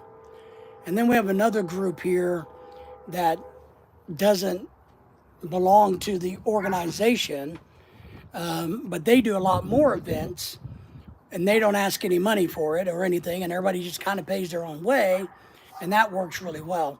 But overall, yes, I would say we have, if I had a guess,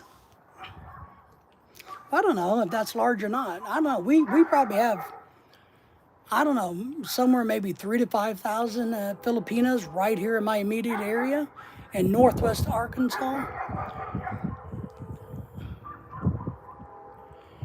But Dave will be bigger. That's right. Because he is so humble. I know, Kiko. I can't help it that I'm humble. I keep telling you it's a virtue. It just comes naturally to me. So what my wife does, and because this is what I've, you know, I don't dislike anybody. And you know how cliquish Filipino groups can be. So we have a rule in our household that if you're nice to us, then you get invited to our stuff. If you're not nice to us, if you don't speak to us, then we don't give a shit what happens to you. You know? So we know people that both go to this organization, then over here to the other organization. We got friends all over Florida, Mississippi, Alabama, Texas, all over the frick place, Missouri. You know, so we know a lot of people. But we don't line ourselves with any one group or another. We invite people that are nice to us. And that's it. That's the honest truth. Kiko says, that's what makes you so attractive. I can't even get trolls anymore. I mean, shit. How hard? I mean, I thought about getting a mask and wearing a wig and something and coming on here and so people wouldn't know it's me and maybe we could have some troll action, but I can't even get trolls. You know, that's pretty sad. I don't know what's wrong. I think it's because Kiko scares them away. They know that you'll smack them, Kiko. But, so that's kind of what we do. It's how we like it. I have a lot of rules. Probably makes me sound like an asshole, but I have a lot of philosophies that I live by in life. And one of them is, if you don't like us, I don't give a shit. If you like us, then I'm going to treat you the best I can. Just the way it is. And I'm going to give more than I take. We don't have no time for the crab mentality ones. Absolutely. And I don't want to hear it. I don't want to hear the bitching, the complaining. I don't care how many freaking purses you have or don't have. My wife is very blessed. My wife knows she's blessed. There's people, where we live, there's a lot of wealthy people. We are not in the wealthy category here. We are not. We are not. So we have a lot of people that want to flaunt what they perceive to be their wealth. But I perceive wealth much differently than most people in the world. So I perceive freedom as wealth. I perceive the ability to go and do what I want to do, when I want to do it, how I want to do it, as being extremely wealthy. And that's all I care about. And fishing tackle. But you're right, they are fun to mess with. You know, it is funny to watch. I agree. But this weekend, Lorelai told me that we have a couple of the drunks coming. So we have this one lady. Oh my God. I'm just going to not say much because hopefully you guys can figure it out. So if you guys see an old woman with big fatty boobies slinging all over the internet this weekend, you know who I'm talking about. Because she has a habit of letting them just fly everywhere after she got saucy ass drunk. And Lorelai told me that the other day that she asked if she could come, and I'm just like, oh God. Tackle, fishing tackle. That's right. Only thing I care about. So So hopefully that lady, she also gets extremely loud and mouthy. And we usually don't have drunk, rowdy parties. So, you know, but I do know I have a lot of them feel very intimidated by by me. I've been told that many a times until people get to know me. They're intimidated. I intimidate people, which I think is funny. And the girls, a lot of the Filipinos are very intimidated because I set ground rules. So when everybody comes here, I will stop the action and I will have a quick conversation with them about the food, about how you got to let everybody eat the damn food before you take it home, you know. So, and they all know that now. They know we're going to David's, and David doesn't have a problem calling time out and saying, "What in the hell's going on here?" You know. So, but we always have a lot of food. Somebody will bring pancit. Hopefully, somebody will bring some puto. They're making dinagon, you know, the blood stew crap, and Lorelei's making, which I don't get this. She's found a skull, right, a human skull that we found the other day out by the cemetery, and she's going to put roast beef all over it, and then she's making these fake eyeballs, and she's putting these fake eyeballs in the eye sockets. So that's, I don't know how that's Filipino, but that's one thing she's making, you know. And then she's making a brain cake. She's got a mold that's a brain, and I'm going to try to do the shell tomorrow. I'm going to practice. It's going to be a cake, but I'm going to take her brain mold and I'm going to put melting chocolate in it and let it freeze up and see if I can get it to where she can just put that over the cake. But she's got a brain cake she's making. Somebody else is bringing eyeballs and deviled eggs. I don't know, man. You know how it is. You guys know how it is with all the food they bring. So they're bringing a lot of food, hopefully. We do have people coming over, about 2 or 3, to help finish decorating the house and getting the house set up for the party. Lorelei tried to take Friday off so she'd have more time to prepare it, but her boss wouldn't let her have off. So, you know, she told me that her company sent a bunch of people to North Carolina and Tennessee to work the hurricane site over there. And they're working in conjunction with FEMA, her company is. And so they asked her if she wanted to go. Well, they came up with a list and said, hey, we need volunteers. And Lorelei couldn't go because she had doctor's appointments. But since the other day, and she didn't put her name on the list. But since her boss wouldn't give her the day off on Friday, she put her name down on the list to go, because the boss told her, said, oh, we can't afford for you to have a day off because nobody else knows your job.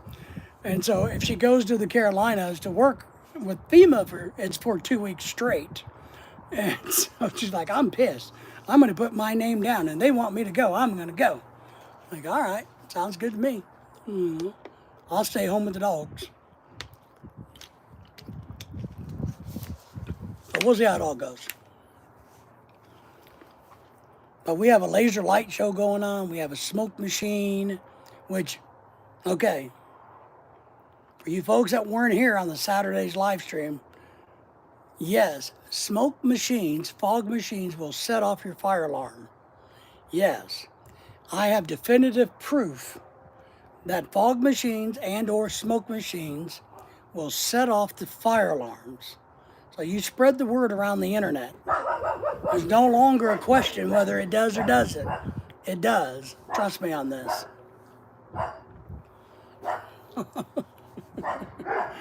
So we're going to put the fog machine out here by where all the guys are going to sit, and by out here by the fire pit. So that's what we're doing with the smoke machine, the fog machine.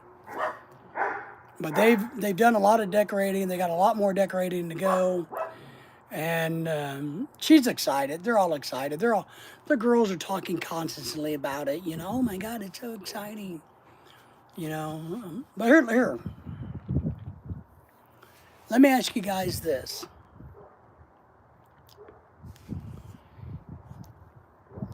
If there's a Filipina that comes to America, marries on a K1, marries her husband, who spent 25 years in the military, and was honorably discharged, so no problems there. And her husband, I'm sure he gets retirement from the military, but they don't have enough money really to live. And they got a 2 or 3 year old baby now. And the question came up because she's asked her husband about military benefits. Like, could she go to school? Could they get a VA loan to get a house? Because people have told her these things. If they don't have a house, they have an apartment. And she's really worried about her financial security for the long term for her and her baby. And so the question came up would it be going behind his back? Because he doesn't have an answer. He doesn't know anything. Or I think that's the wrong way to present it. He doesn't offer up any information about veteran benefits. And so the question came up, would it be going behind his back for her to sit down at the computer, pull up the VA's website, and read and study what benefits her husband may or may not, husband and child, and the wife may or may not be qualified to receive? Because she's afraid to do that because she thinks it might be like cheating.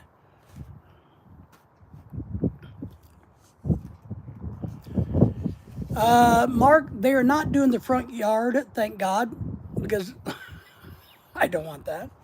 They are decorating the front door, the hallway. There's a laser ghost that's going to be flying around the bathroom. There's a bunch of other weird crap going on. They're decorating the living room, the hallway, the kitchen, the dining room, the outdoor space out back here a little bit, but not the front yard, not the front yard. What I wonder, Mark, and I proposed this question the other day to Lorelei, well, who's coming over on Sunday to take down all the decorations? That's what I want to know. They've spent literally, by the time it's all done, at least 20 hours, maybe 22 hours decorating the inside of this house. I want to know who's coming to take all the decorations down, because I don't want them up.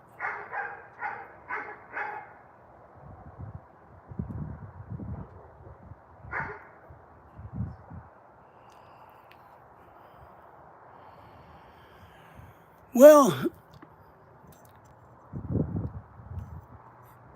and this is something that I don't like, because I kind of got that vibe a little bit that she has kind of said that she thought she was getting somebody, she thought,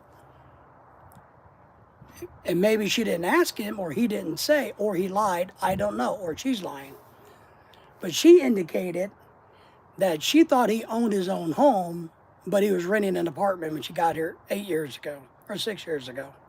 And they still live in the same apartment. And she doesn't want to live in an apartment. And he is, I guess she's Lorelei, well, they're about the same age. There's probably a 20-year gap. But they have a 2-year-old now. And Craig, I believe that's very much on her mind. She's looking to trade up. Mark's been married, being married, this would not be cheating. She and the children are entitled to know. I would agree. I would agree. And what I question, and because most vets, and I'm not a vet, just make sure. Most vets know their benefits inside and out, or they have a really good understanding of benefits. And I kind of asked Lorelai, I said, why is this guy acting like he doesn't know anything about his benefits? Does he truly not know? Or does he not want her to know? Or is there something else going on? Supposedly retired as a sergeant or something after 25 years. And I told Lorelai, I said, my vote, it is not cheating. For her to go and do her own research, that's never cheating. Now, I'm not saying it wouldn't be wrong to go behind his back and apply for benefits without his knowledge, because that might be an issue. But if she finds that there are benefits and I don't know them, then she should go to the husband and say, look, I went to the website and I Googled and searched, and this is what I found out. We could be getting $400 more a month because we have a kid, you know, and you could get a VA loan and we could finally buy a house somewhere in the world and not have to live, you know, in an apartment. So, but I don't think she should go behind his back and file for benefits without his knowledge and or blessing. So I don't think looking on the internet is cheating either, to be honest. And HDN, that's what I'm talking about. If he's playing the dumb card, is he hiding some money? Did he really do well? And this is my suspicion. If he really did 25 years in the service and retired in good standing, okay, that's something to be proud of. Now, but could he be lying because she thought he owned a house when they hooked up, and it wasn't until she got here and realized that it was an apartment. So, you know, I don't know. It's kind of weird there. If he refuses to discuss it, and to be honest, it's a major red flag, as is future intentions, I would agree. Because, and I've met him once. And Lorelai's, and he won't be here this weekend because he has a part-time job bartending, which is strange at his age. But if I get the chance, I'll visit with them and see, because and I remember meeting him a long time ago, but I can't remember if he was smart or I can't remember the guy very well. So I told her to tell this Benet, they're not close or anything, that hey, it's okay to go do some internet searching. So yeah, something's going on there. So maybe he, you know, was not honorably discharged. Maybe, I don't know. But then again, to get a K-1 visa, he had to have a good living. So his retirement, because he apparently, from what we understand, hasn't worked since retiring the military full time at anything.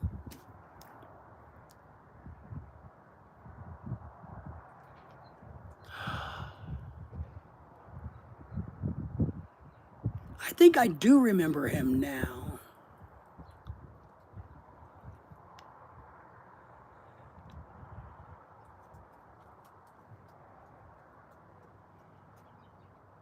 I don't know, but I agree. Something's odd. And look, I get mixed vibes from the girl. I get where she's coming from. Hey, I want to be protected and taken care of. You know, I have a baby to worry about now. I want to make sure that, you know, there's a 20-age at, you know, he's going to die. Where am I going to be? Stuck in America? Because I've gone through all of that with my wife. So I get all of that. But I also get this vibe that she's like, look, he was not what he promised to be. And I'm a good-looking girl. If there's no money here, I'm going to move on. That's kind of the vibe I get. I get a 50-50 vibe on that one.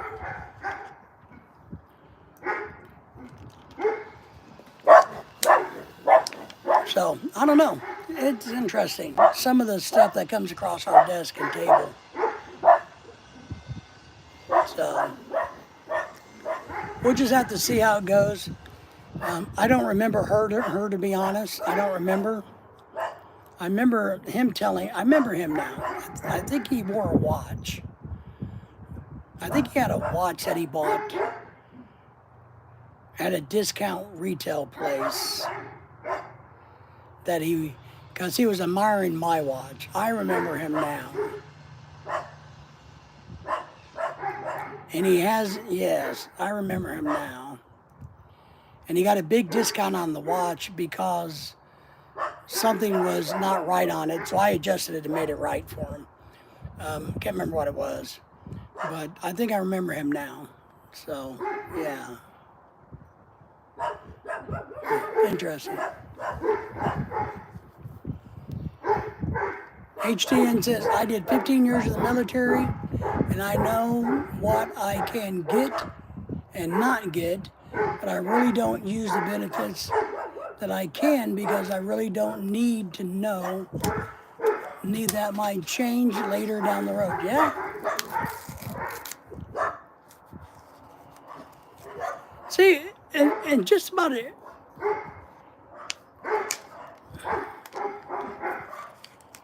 And just about every vet I've ever talked to seems to have a really good understanding of how the system works when you're a vet. You know, now, I don't know him well enough to know if maybe he's not suffering some long-term effects of being in the military, you know, PTSD or something like that. I don't know him well enough. So maybe he doesn't handle things outside of military life. So we got to give him a little bit of a break here and go, maybe it's more of a mental thing to where he doesn't handle things well, or he doesn't do stress well, or something of that nature. Because I think when I met him, he was telling me he worked at Walmart. He fixed up old cars and sold them. He worked security a little bit. He kind of did a little bit of this, a little bit of that. And so maybe from his time in his 25 years in the service, he's not well adjusted, maybe. What we have here is a failure to communicate. That's right. I love that movie. It's one of my favorite movies. If anybody besides Mark knows where that quote comes from, what movie that's in, you will get an autographed shirt, an autographed picture of me without my shirt on. That's right. Without my shirt on. That's probably worth $3 or $4. Just saying. One of my favorite all-times movie.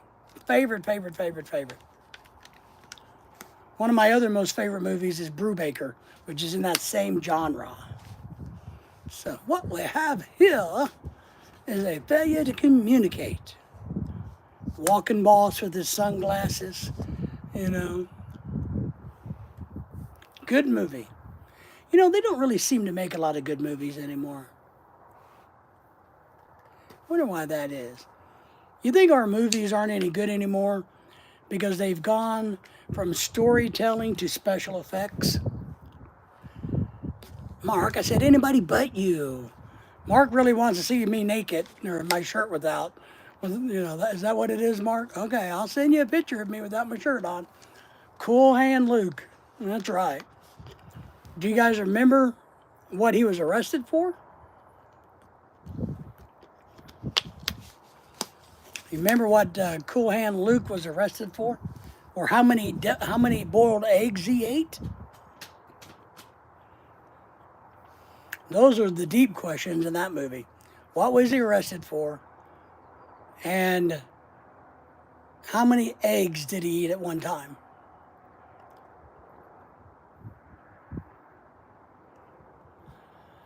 What band used that quote? Well, I don't know. Any Which Way But Loose, Clint Eastwood movie.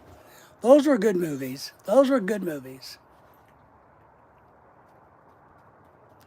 I have no clue what band could have used that quote. I'd like to know that. Any Which Way But Loose. Brubaker is one of my favorite prison movies. Philo Bello was Clint Eastwood's name, right? Philo Bello? Wasn't that right? And what was the name of the orangutan? Anybody know the name of the orangutan? I do. I share a name with them. I share some common names with the orangutan.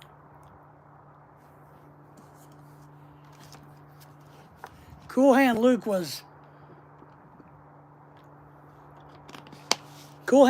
was arrested for cutting meter heads off, and he ate 50 hard-boiled eggs. Kiko is exactly right. The chimpanzee's name was Clyde.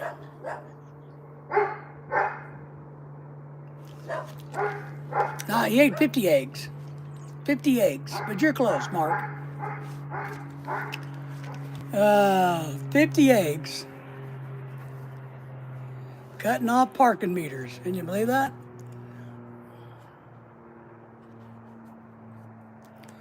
And what was and I can't remember the line because I won't be able to remember it, but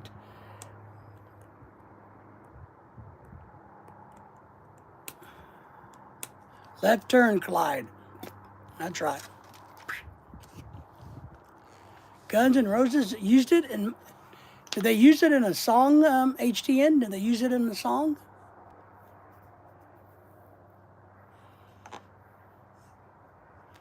Top 10 movies of all the time. Yeah, all right, that's a good one. Top 10 movies all the time. Man, God, there's without putting them in a genre, that's a good one because I like movies. I would say Cool Hand Luke would definitely be up there for me.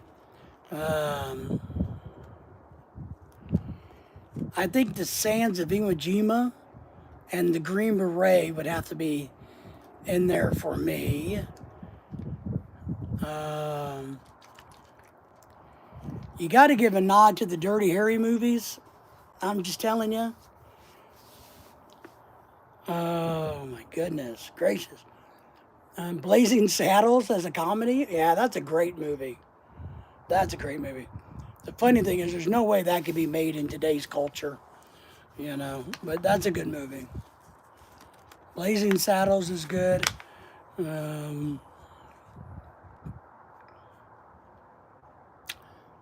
Saving Private Ryan gets a vote. James Bond movies. Yeah. Yeah, I like the James Bond movies.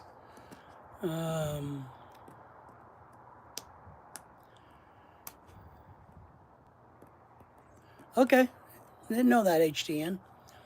I know you guys probably won't think this, but one of my top 10 movies, because I watch it all the time and I watch it over and over, is Fast and Furious 2. Part 2 of the Fast and Furious. Craig says, God Bless America. I don't know that movie off the top of my head. What about, oh yeah, Shawshank Redemption? Excellent. Forrest Gump. To me, that's one of the greatest movies ever. And then the movie, what is it? A World According to Garp with Robin Williams. That was a good movie. So that was a good movie too.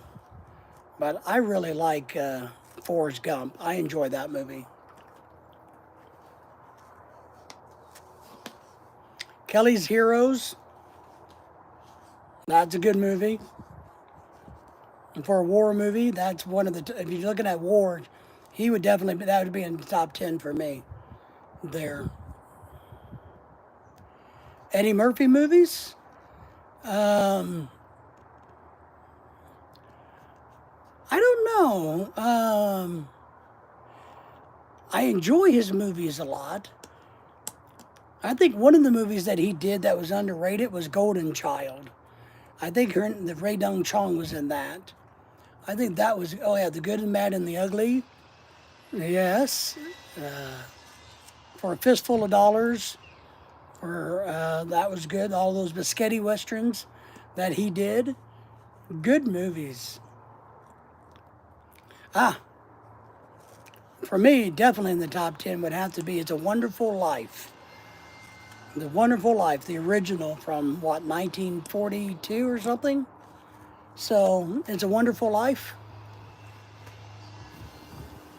I think the original 48 Hours was good. I think the later ones, and I just watched the latest one. I didn't like it. The Bad Boy movies are entertaining, but I wouldn't put them in the best movies categories. So there has to be so many more. A lot of people would tell you E.T. from the 80s. That was the first movie I ever took a girl on a date on. Sure was. First movie I ever took a girl on a date on was that movie there. Oh, no, sorry. That was the second movie. First movie was Spies Like Us. So, or vice versa, one of the two. Whichever came out first.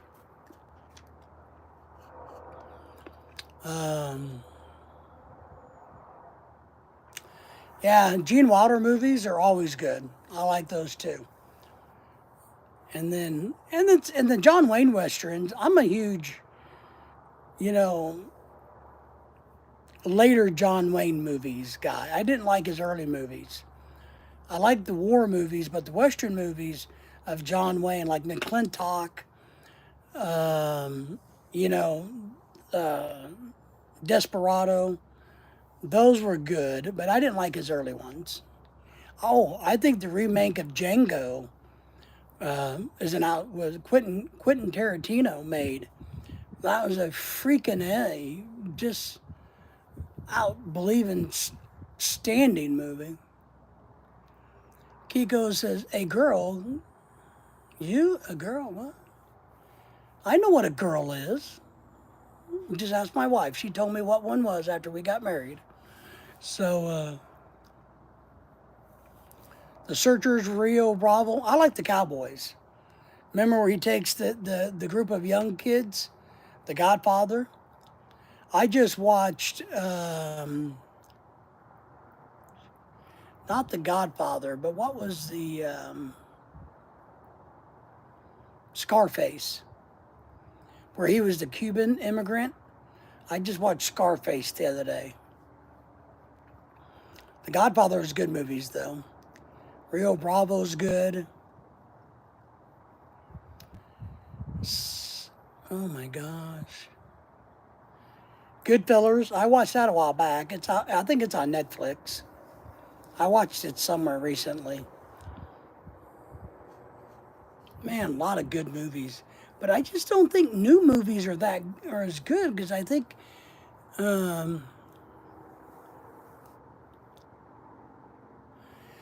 yes, that's right, Mark. It did. He did. He died in the Cowboys. But that's one of my favorite ones. I thought that was a really good movie. Really good acting job on his part.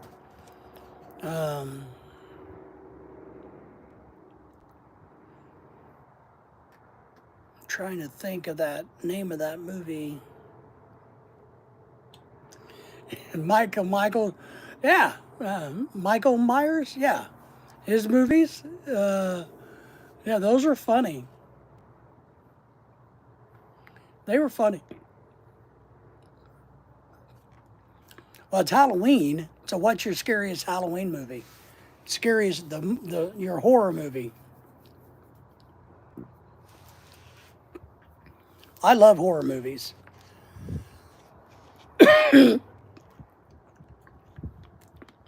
I love horror movies. Stupid but funny. Yeah, they were stupid, but they were funny.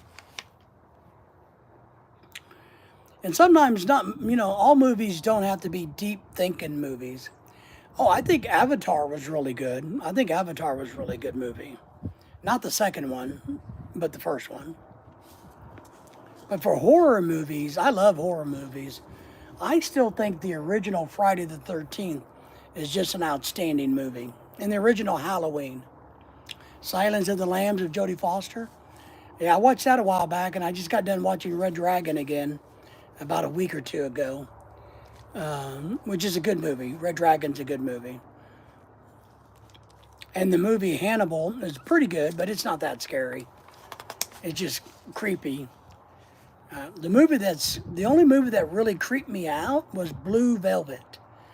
Blue velvet, as you please. That was a creepy movie. That was a creepy movie. The Exorcist was a good movie. I watched the one that came out last year. Nah. Well, I think they are, because I don't think they tell the story, Henry. I think they rely on special effects versus storytelling. And I think that's what's sad, because you got to have a good story. Sean Connery, yeah, you can't beat a Sean Connery movie. I think he was the best James Bond. I like Sean Connery. I liked The Untouchables when he was in The Untouchables. I really liked that movie. So Sean Connery's excellent. But Halloween 1, Friday the 13th 1 are some of my favorite, and I'll watch them again here soon, favorite horror movies, without question.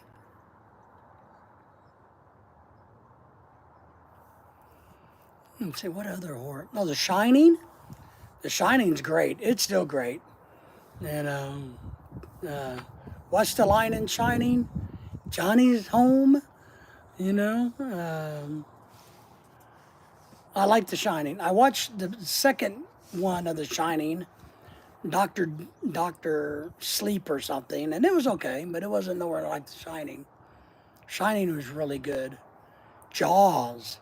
Jaws is not a horror movie, but it's a really good movie. You know, you gotta love Jaws. After Jaws Part 1, Part 2, 3, I think they may even got Part 4 or 5. So, but, yeah, I think there's some good movies out there. They just don't make them anymore. They're not doing that good of a job. Professor says, good morning, David, Craig, Kiko, CTO, comment, Mark, and all the lookers. Lookers? You mean lurkers? Professor, what's your favorite movie of all time? Hurry, don't think about it. Just spit it off the top of your head. Everybody say hello to Ronald. Ronald in the house.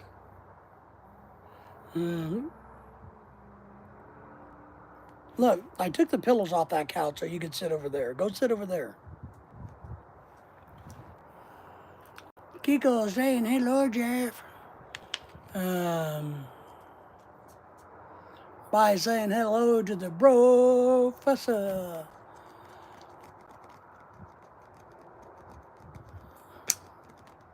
Yeah, but the only movie that ever scared me or creeped me out was The Blue Velvet. Because I really believe there's people like that. My dog's doing the damn dance, going, pick me up. You know, man, Daisy. You need to find a better homeowner. Come here. Come here.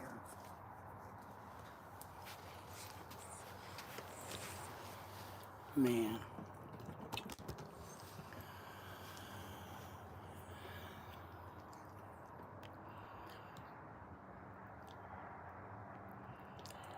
Oh, the movie Dune was too spicy. That's funny. That is funny. Dune's a good movie. I didn't watch part 2 yet. Have you guys? Have you guys seen part 2? Yeah, okay. So there's 2 new ones, right? The original Dune, the one that came out a couple years ago, and the one that came out last year, I think. I haven't seen that one yet.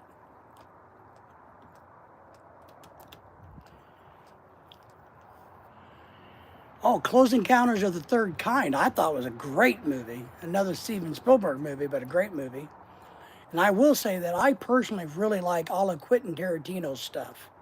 I really like his stuff. I'm a big fan of his. All of his movies are great, I think.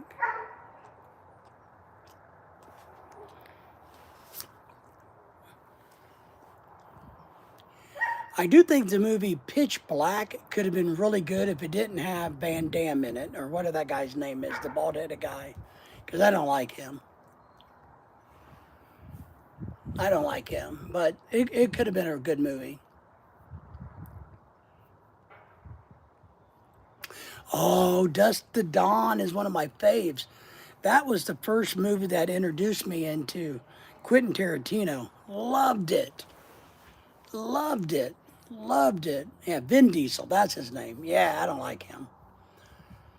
There's just something about him that gives me the cringies, you know. Ooh la. Yeah, Dust to Dawn, The Hateful Eight, the Western. Man, with that movie had more stars in it than you could count in the skies. I just rewatched that one again the other day because I really like it. And what's the other movies that he did with the chick who was in the coma? And yes, you got that right, Kiko. Man, she's the bomb. Even at her age, which is old like us, right? But the movie with Kill Bill, Kill Bill, those were good movies. I enjoyed the music in those like you couldn't believe. And plus, who doesn't love a movie where you get to watch people's arms cut off? You know. And what was her thing was, you may leave here with your life, but your body parts stay with me. They belong to me now. That's why I chose my wife's picture on the dating site. Oh, Kiko, you're horrible.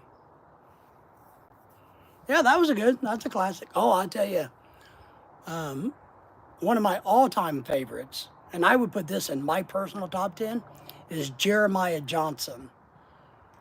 I grew up on that movie. I love that movie. I only saw her face. That's all we need to see. But she had a lot of other assets too, man.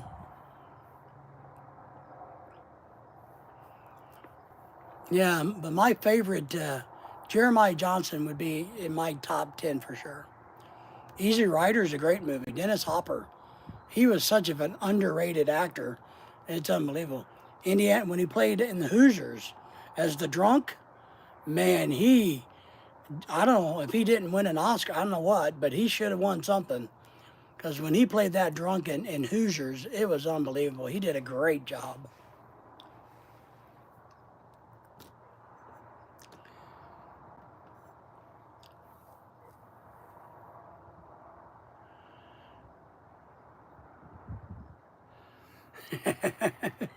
He said assets, yeah. Beavis and Butthead. Yeah.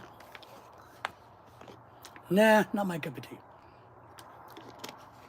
Great assets he did. I'm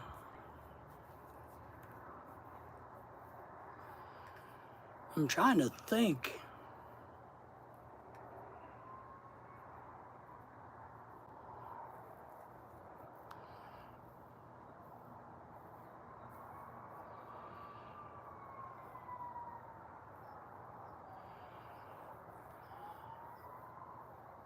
Oh, that's where I was going with that, Mark. The Rocky movies.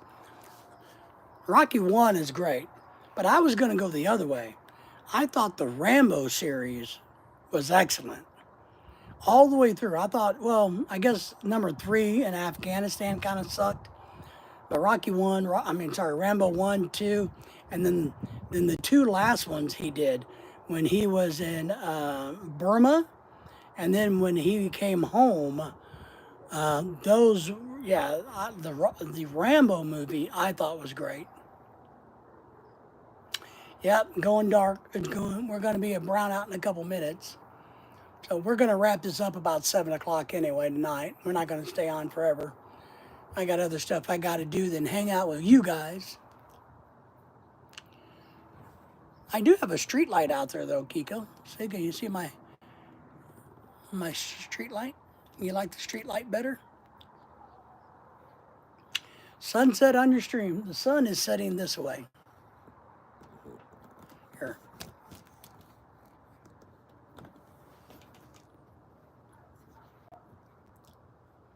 That's the sunset.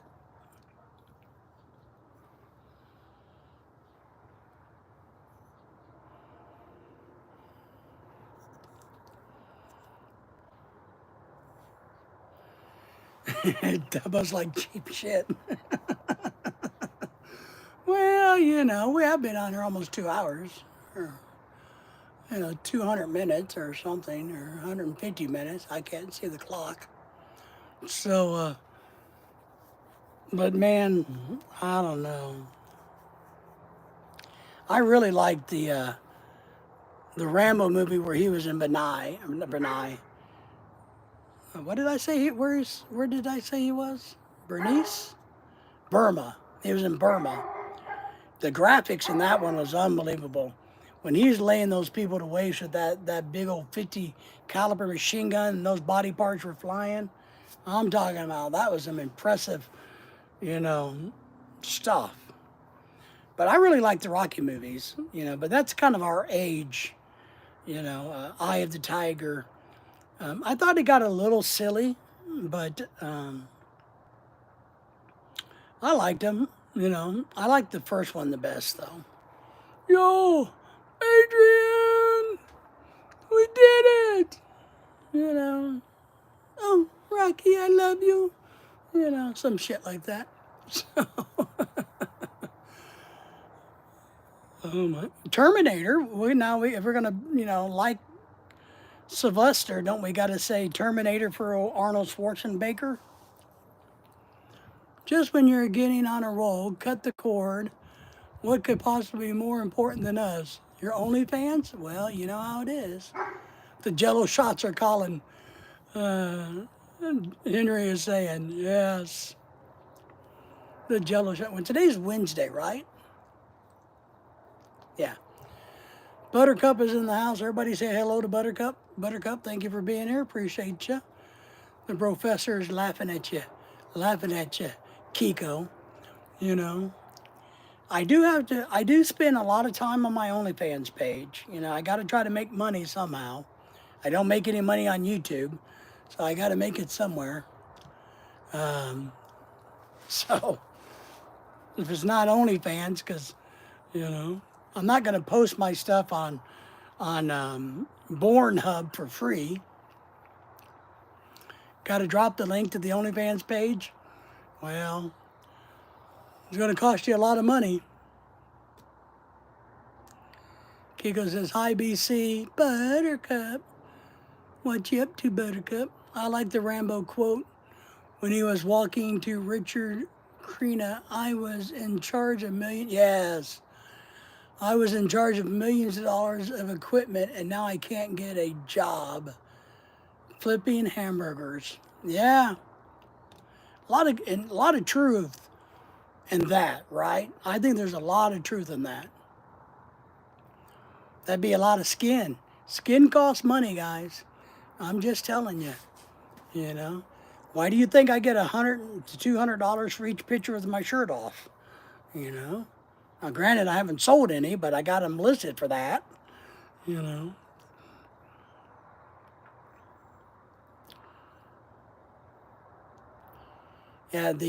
but I really like the first Rambo.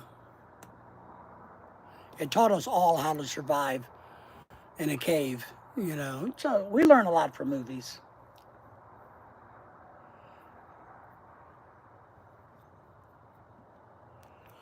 And we learned how to make fire. We learned how to make booby traps. We learned how to get an old tarp and make a poncho out of it. We learned how to sew your cut up. Remember that? So that movie taught us a lot. And that was Brian Dennehy in that movie, wasn't it? The guy that everybody thinks I look like or looks like me. So that was the copper in that movie.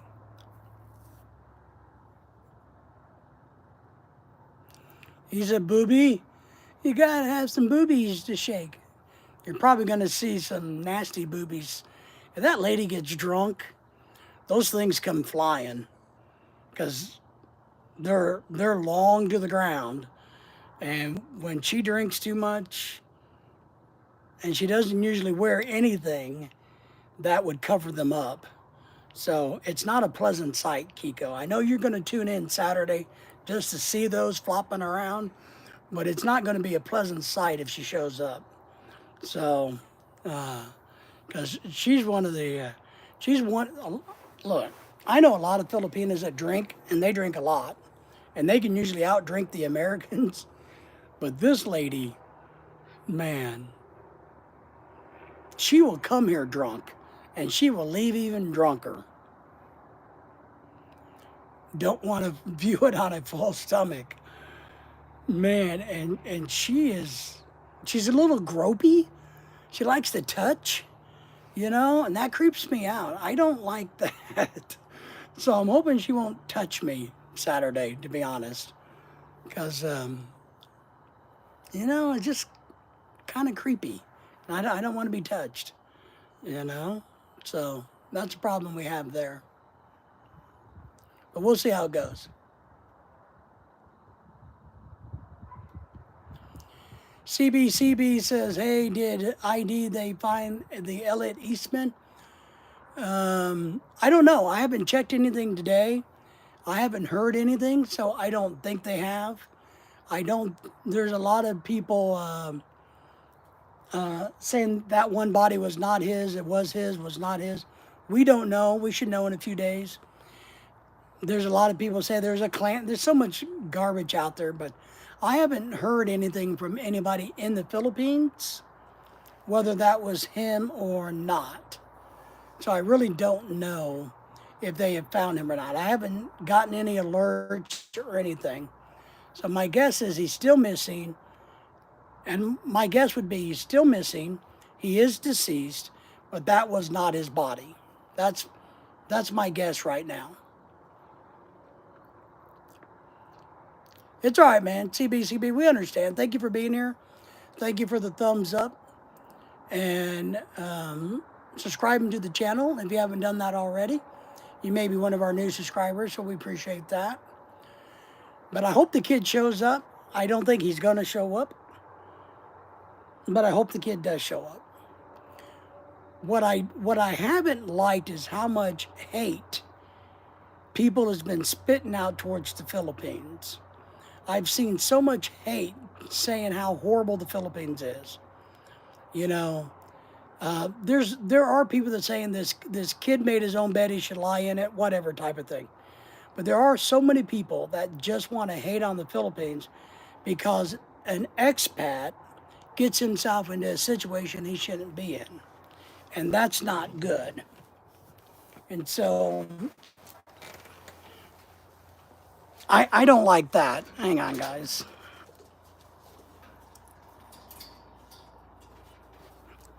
I mean, the Philippines has a lot wrong with it, but you can't blame the stupid shit that we do in the Philippines on the Philippines.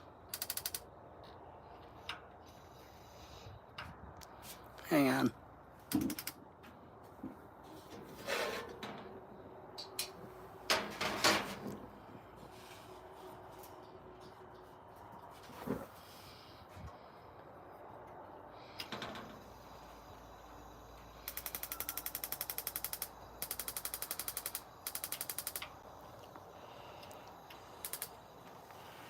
Like, hang on, guys.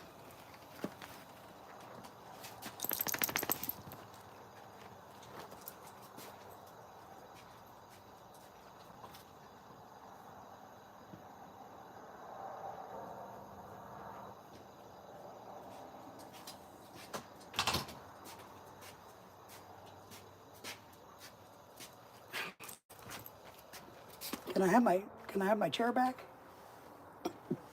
Here, let's see. I get up and my dog steals my chair.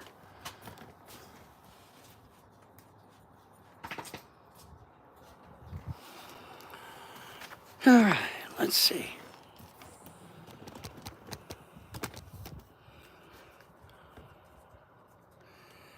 The Moody Artist is saying hello, hi, thumbs up. Everybody say hello to the Moody Artist. Thank you for being here. Yeah.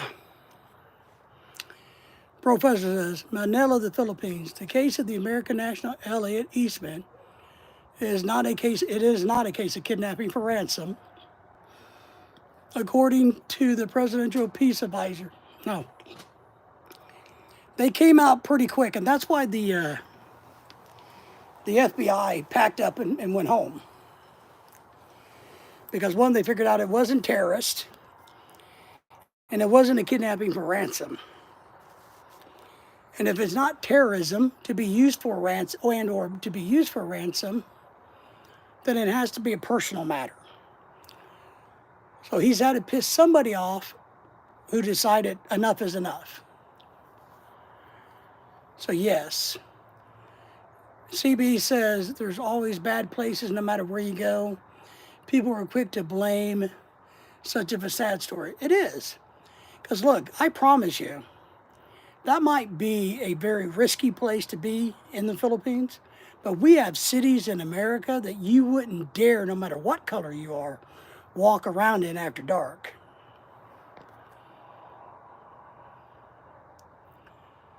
What is it? What's it? A case, Professor Kiko? Eek! The lights. Turn them off. Turn off the lights. No, not the lights.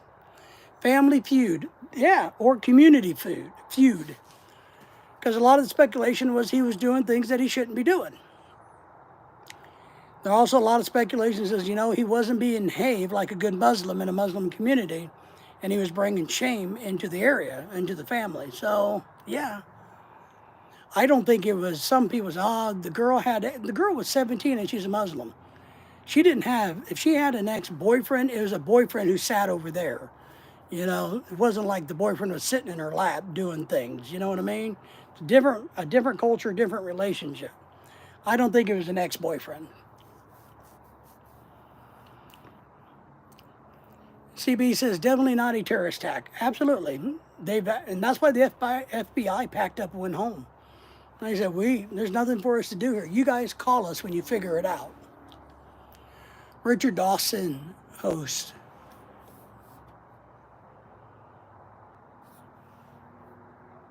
Oh, a Family Feud. Yeah, now it's Drew Carey or Steve Harvey or somebody. He spent a bunch of money, improving the facility there, but he also may have done some money shady things, so.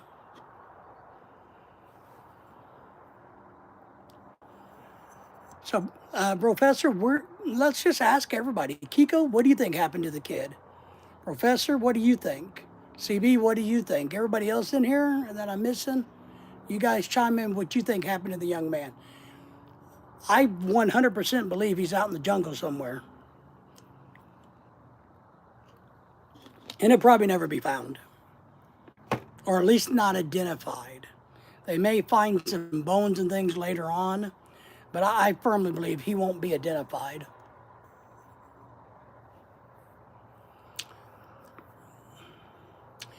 Professor says, so the money stopped and the shit starts. Yeah. Speaking of money, how's Jack's doing as Jack always does. You guys know how Jack is. I talked to him earlier today. Yeah, buried him somewhere. Yeah, could be. He just got disappeared. I'm 100, percent. Yeah, yeah, I talked to Jack earlier on Messenger, So, he said he wasn't doing anything too exciting today over there, of course.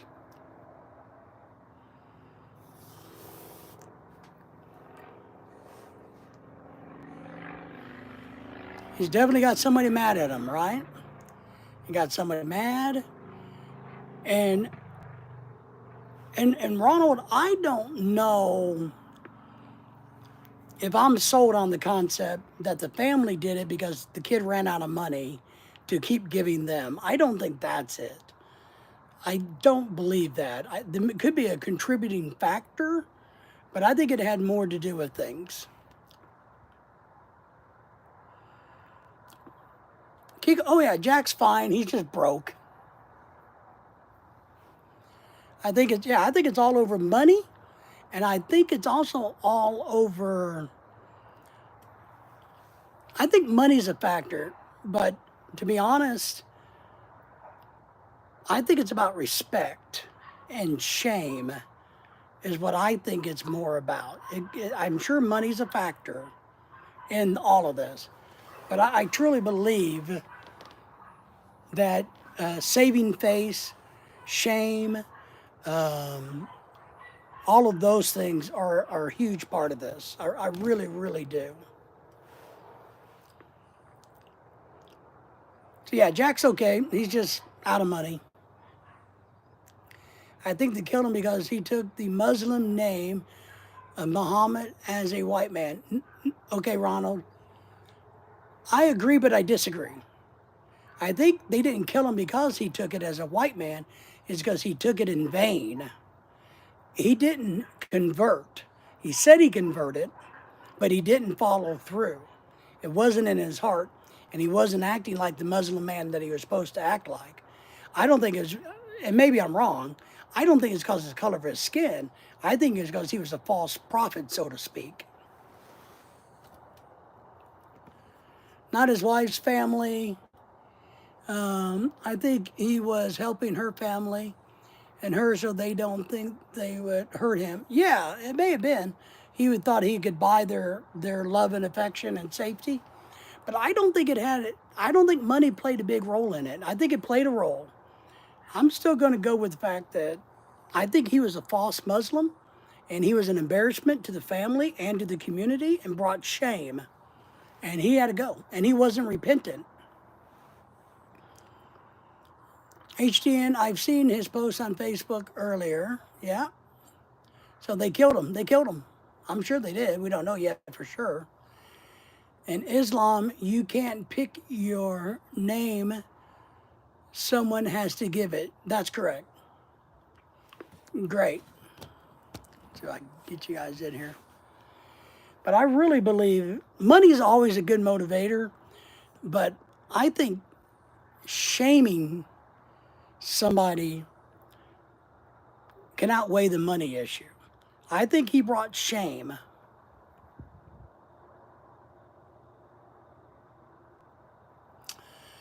Mr. Dave is saying, what state are you in? You look handsome with your hat on. I am currently in the state of Arkansas, and you are very correct. I happen to be one of the most handsome men on the internet, and I know that, but I thank you for acknowledging it. So, Kiko, are you throwing up yet? But no, a body hasn't been found as of late that's definitively him. Nobody else is talking about it in their area. And that's what makes me think that it's about shame and embarrassment to the community and or to the family. Because if it was all about money, that would kind of come out. That would be more talked about. Did I tell Mr. Dave I was in Arkansas? We're in Arkansas currently. That's a good possibility. It's a different culture over there. And that's one thing I say is I don't think we can put our Western ideology about money into that environment. I don't think unless we live that environment, that culture, that religion, I can't say, because what little I know, I think it's important. The shame is a big issue.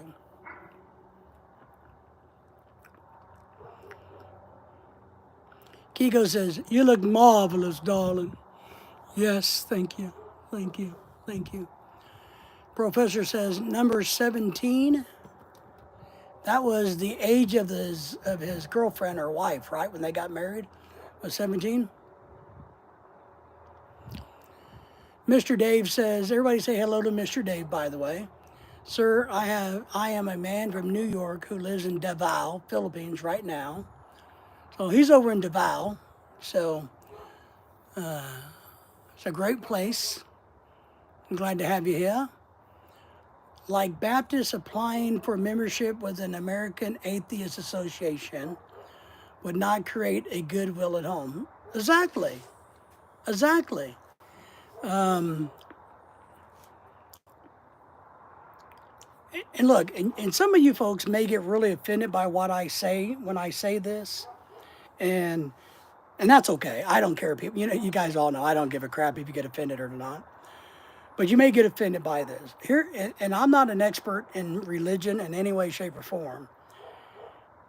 But here's what I'm going to say: whether you believe in Islam or not, is look. I think people of the Muslim faith, they live their religion.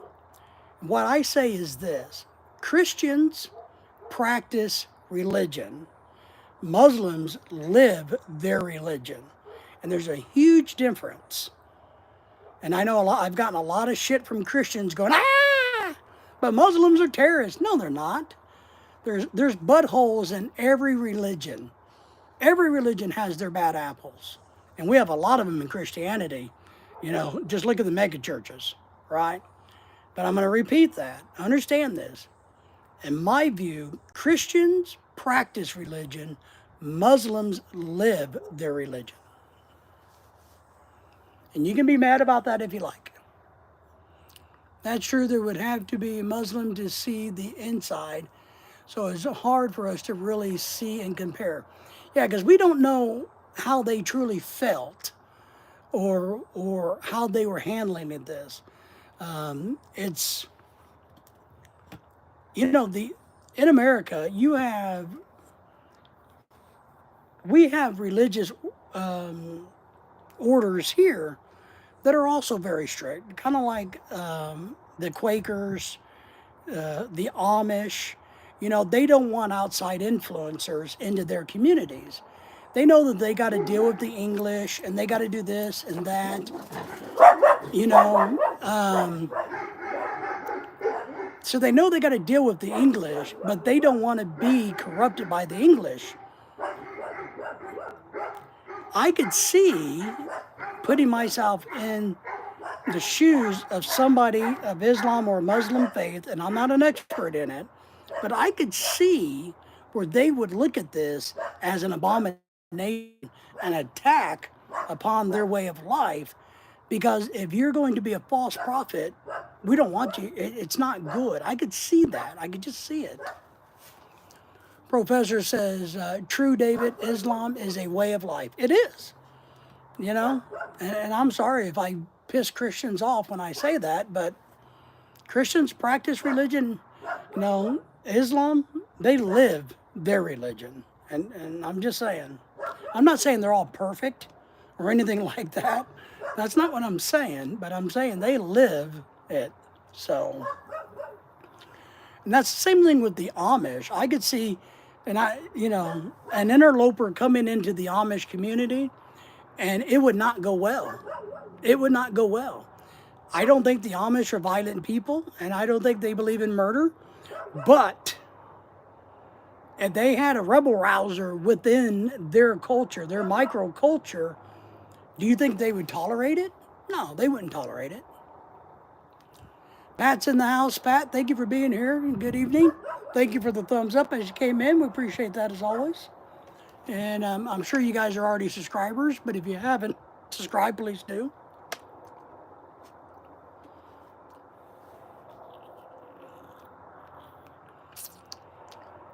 So Mr. Dave says, Muslims in Indonesia don't seem to care too much about Islam, unlike many Filipinos Muslims. And that may be true, and I think that's probably around the world. You're going to find regions where it's taken much more serious than other regions. It's kind of like Baptists. In some regions, you're going to find all the drunk Baptists on Sunday afternoons. In other regions, they're only going to be drunk on Saturday nights. So it all depends on, so I'm going to pick on Christianity. So your religion is,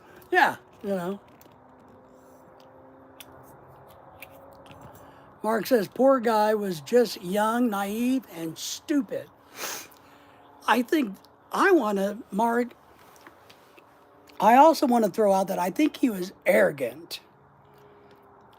And he was arrogant in the thought that he could go into a different world, a different culture, say one thing and do another thing, and nothing would happen.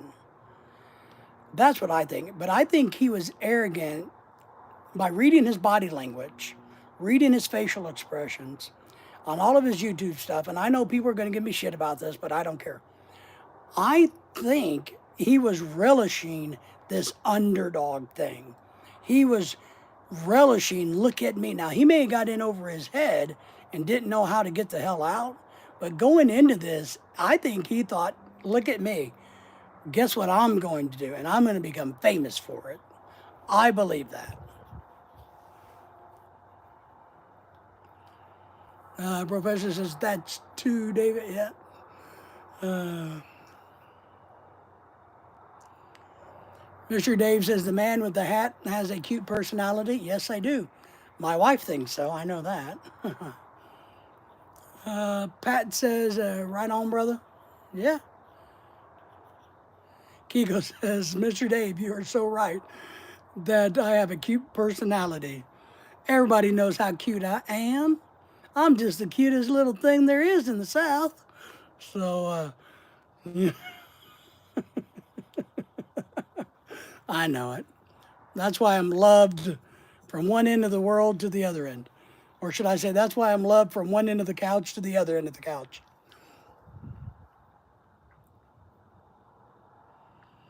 Yeah. Mark, I like that analogy. It's like a member of the KKK attending an NAACP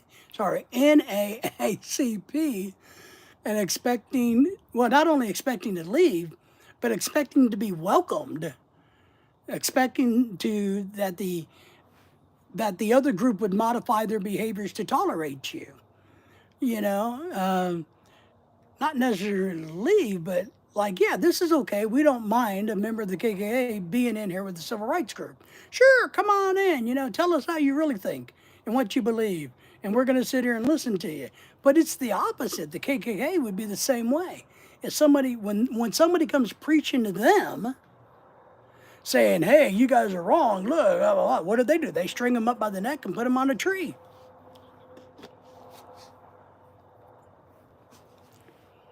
It's getting deep. Save the watch. Oh, man. Kiko, you're a troublemaker. So, you're a troublemaker. You're a troublemaker, man.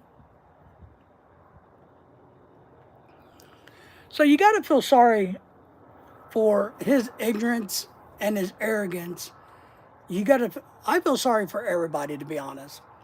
I feel sorry for his family back in America, who, for all stances, looks like a very average family. I think his sister's a nurse. You know, it's not like it was because nobody in his family seems to be posting anything about this either.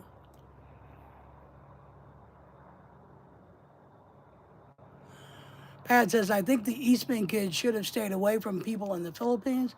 He went too far. Went too far, too deep. I agree. I think the Philippines is a great place. I think there's a lot of great women. Why did he choose to go after a Muslim woman? That's, you know, why was he interested in a Muslim in the first place? It's one thing to be interested in them and going, okay, I will convert, but do it with an open heart. That's one thing. But you gotta understand you gotta wonder what his motivation was. He definitely got in over his head. He could overcome such of a dangerous area. Yeah. I mean, and that's why I wonder if it was just arrogance where he thought, hey, I can come to this place and say what I want to say, do what I want to do, be the money man, and then, you know, loan money and do the 5-6 thing, whatever, you know. HTN says, I watched a few of his videos and I agree that he was arrogant from what I seen. Thank you, Henry. I'm glad somebody agrees with me. I think watching his body language, it was a little bit of a show. He was, you know, putting on, I think there may have been truth to what he was saying, but he was hamming it up a little bit from my perspective. And I've gotten a lot of shit for saying that, but I don't care. Should never loan money. That's, yeah. Well, when Lorelai and I first got married, we had all kinds of people in the Philippines wanting to borrow money from us. No. And we had all kinds of people the first year trying to get Lorelai to do loaning businesses. Nope. Not a one. Really nice woman, nice ass. She's a pretty looking girl. Should never loan money. That's dangerous. How's the day? Christian of Michigan. Good to have you here. Appreciate you. Thank you for being here. Everything's going good, man. We've been talking about movies and how pretty I am and all of those good things. So I think it's a good day. How are things for you, Christian? How are things going? Thank you for the thumbs up as you come in. So he did too much dumb stuff, especially talk about money way too much. I agree. Kind of bragging, maybe drew too much. Well, and that's the thing. Look, there are other foreigners living in that region. I don't, I'm going to say this. I don't think it's a smart thing for any foreigner to live in that region. But over the years I've been around the Philippine community, I've known foreigners who have lived in that area, but they've kept their mouth shut, they kept their head down, they minded their own business, and they lived there just fine, lived a simple life there. So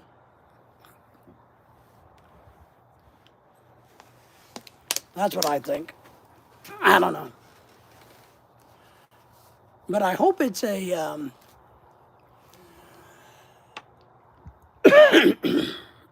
hope it's a lesson for young people. Because somebody our age, guys, in their 40s to 60s, Kiko's like 70 or 80, but that's different. But people around and about our age, we're smart enough to listen to the red flags, to the birdies. When somebody is saying, don't go, don't do that, oh, we listen and pay attention and then do research. But that's when the young arrogance kicks in. And I know this because when I was his age, I was very arrogant. Trust me. I was arrogant. And so I get it. And I think that kicks in the, what do we call that? It's not just being stupid, but it's, the maturity level. Somebody who's more mature would assess the situation better. Delivering food, it's slow tonight. Spent the day with 3 guys with 2 builds and a 12. Oh my God, that sounds fun. 4 guys in a 12 by 4 bathroom. Oh my goodness gracious. You win the prize of the day. Pat says, since I am older now, when I was younger, 29 to 30 years old back in the day, it was scary in the Philippines. We had respect for the people of the Philippines. Yeah, Craig's right. Christian, he's telling you, man, you need to make a video of that. 4 guys in the bathroom. Just keep your clothes on. As I learned a lot in the Philippines, you do. Mark says false bravado. That's a good. Okay, Mark, that's a good way to say it. Yes. Well, Henry, I know you will. I was just mean and nasty, big, mean and nasty, and I came from a different world than what my education and my background and what my history shows. So things were quite different for me when I was 16 to 28.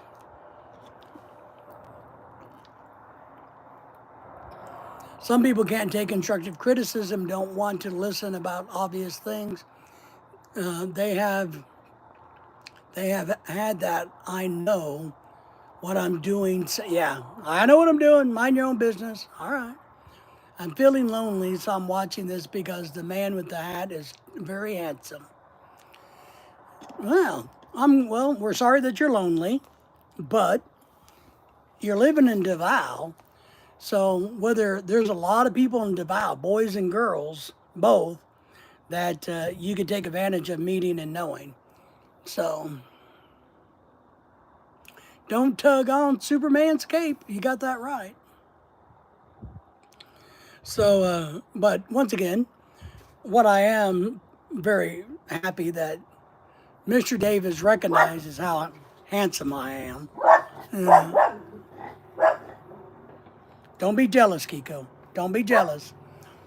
Oh, don't tug on Superman's cape. That's right. I mean, you know, but that's where arrogance come in. I can't say I would have been that stupid at his age, to be honest. But I was very confident in myself and my abilities between age 16 and 28-ish. You know, that I walked many places, been many places that I wouldn't even think about going now at this age. That been up and down many roads and survived them all, luckily.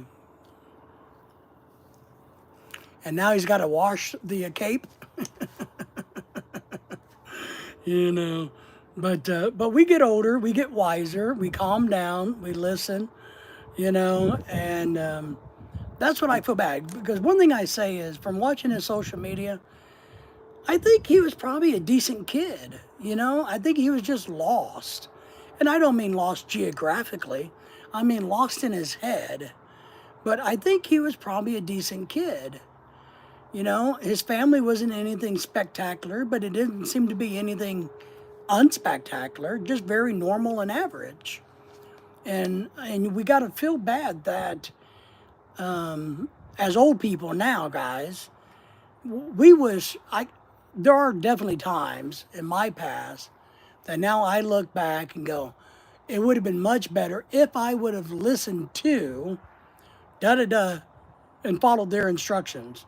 It would have saved me a lot of heartache, a lot of physical ache, a lot of financial ache, if we would have listened when we were his age. But you can't tell young people anything, right? And we know this because we were young people and nobody could tell us anything.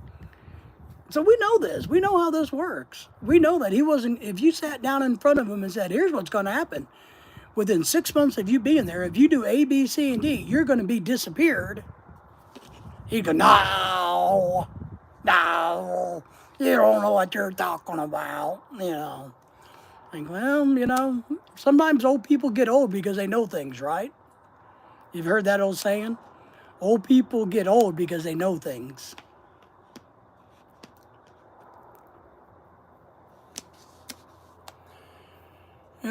Pat's asking, have they still been investigating more on the kid or the people that did it? Oh, I don't think they're doing anything, to be honest. I don't think there's a lick of investing. I know they're giving lip service, saying, yes, the Philippine National Police and what is it, the Armed Philippine Forces are all working together and we're doing our investigation. I don't think they are. I really don't. I don't think they give her, I mean, they might be doing a cursory one, waiting for somebody to call them and tell them what happened, but I don't think they're actively investigating it anymore. Oh yes, we've all been that stupid at one time, yeah. Oh, on the news haven't said anything about it in about 2 days. They haven't said anything in 2 days. So that's what I mean. If his body's not found in another 3 or 4 days, and his real body that they can identify, this is going to go away. This will be out of the news cycle by tomorrow unless a body shows up. No, it'll be out of the American news cycle will give up on it and move on to something else. So, no, they're not investigating. You know, they're doing lip service to it to make it look good. Craig says, the past is the past, the future is the future. Can only control one moment in your life. Yeah. Control the moment that you're in. Absolutely. And we barely have any control over that. I don't say you control the moment you're in. You can manage the moment you're in. Because we don't have any control in life at all. That's what I think. At least, I don't think it's that way. And when you think you have control, that's when all hell breaks loose and bites you in the ass.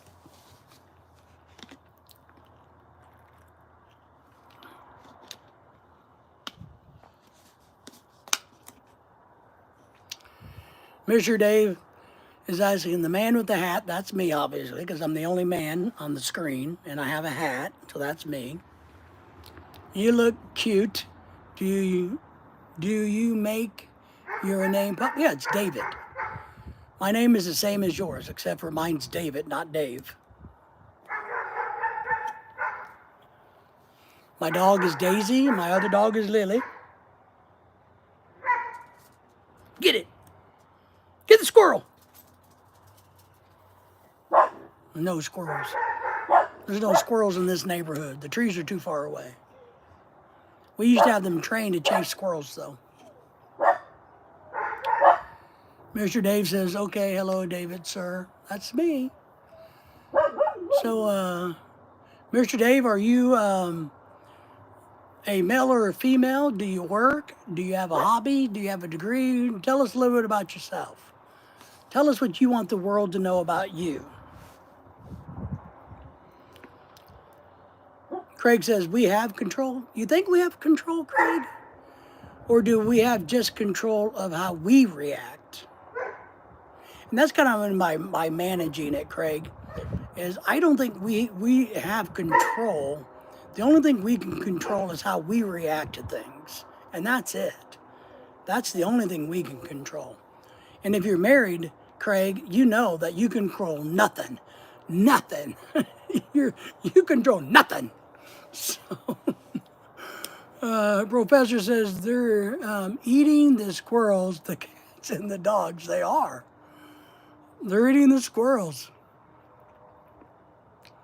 We have limited control over ourselves. Well, back at one of our other houses, we had a lot of trees and we had a lot of squirrels. And Lily loved the squirrels. The red dog with the broken leg now, with the disformed leg.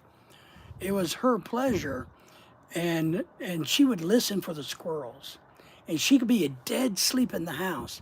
And she could hear a damn squirrel out on the tree. She would wake up out of dead sleep, haul ass through the doggy door and go chase that squirrel. Now the squirrel was would laugh at her and laugh because the squirrel would just go up the tree. But we got into the habit of, when I wanted to wake her up, when she was asleep, I would just say, real quietly, squirrel. Boom! But we don't have any here. So. Mr. Dave says, I am a 36-year-old in Davao. They're in the Philippines because my parents are Americans, don't want me, but they give me an allowance. Wow, you're like Jack. You sound like Jack. So Jack's 40 years old and his family doesn't want him. So you sound just like Jack. Maybe you and Jack can be buddies. They give me allowance, at least for now. Well, that's good. You should never count on somebody else for your financial well-being. That's your mistake, Mr. Dave. Your biggest mistake is counting on somebody else to give you money. You should go out and earn your own money and pay your own bills. And then you never, ever have to ask anybody for anything. And you never have to explain anything to anybody. And Craig's asking, are you Jack's brother, Mr. Dave? Do you drink a lot of alcohol too, Mr. Dave? But that's the key. Why would you have your parents send you to the Philippines with the promise of allowance? That doesn't make any sense. If somebody said, no, it's not a job. It's one thing if you have a job and a contract, but I hate to offend you, but that not so bright. So figure out how to make a living on your own, and then you don't have to worry about whether your parents are ever going to take the allowance away. Pat says, doesn't make any sense. That's for sure. You got that right. On all fronts. So, but we wish you well. And think of how proud you would be of yourself, Mr. Dave, if you can stand on your own 2 feet. If you get to the point where you never have to ask anybody for anything, you will be so proud of yourself for doing it all on your own. It's unbelievable, that feeling. I've been that way my entire life. I grew up very hard, so every dollar I've ever made, I've made the hard way. Besides the stuff I did when I was modeling and acting, that was easy. But when you can stand on your own 2 feet, there's nothing more, there's nothing that you could be more proud of than standing on your own 2 feet as a man or a woman.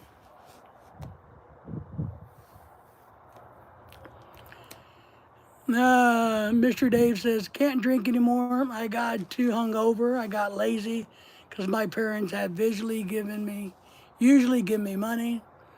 All I've ever done is odd jobs in New York. So, sounds like an excuse. Sounds like an excuse to me. Suck it up, Buttercup.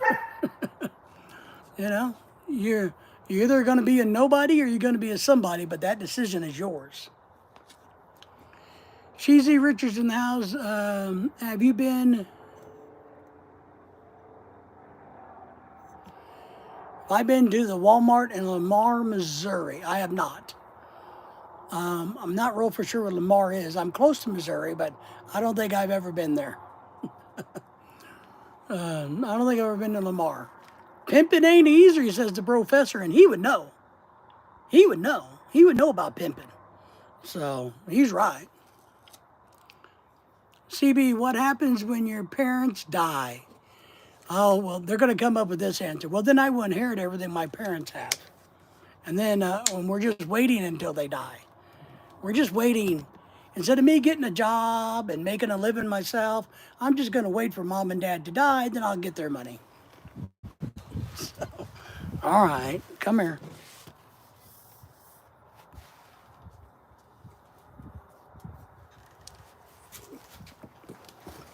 Let me get my fat little doggy. Say hi to the doggy.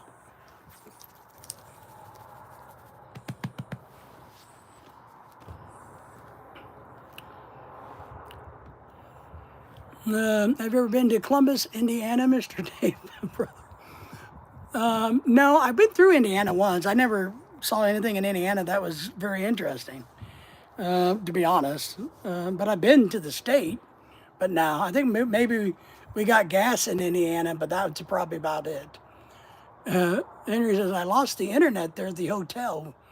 Henry's at a 5-star luxury hotel hanging out with hookers, young women. So, CB, lame-o, they might not have anything left is the problem. Hopefully they won't. Hopefully they will spend all of their money, because I really believe this, and my whole family, we've had this discussion and issues. The money that I make, or my parents would make, or my grandparents who had money, when they wanted to give me money as a young person, I said, no, keep that money. You made it. You go spend it. You go and enjoy it.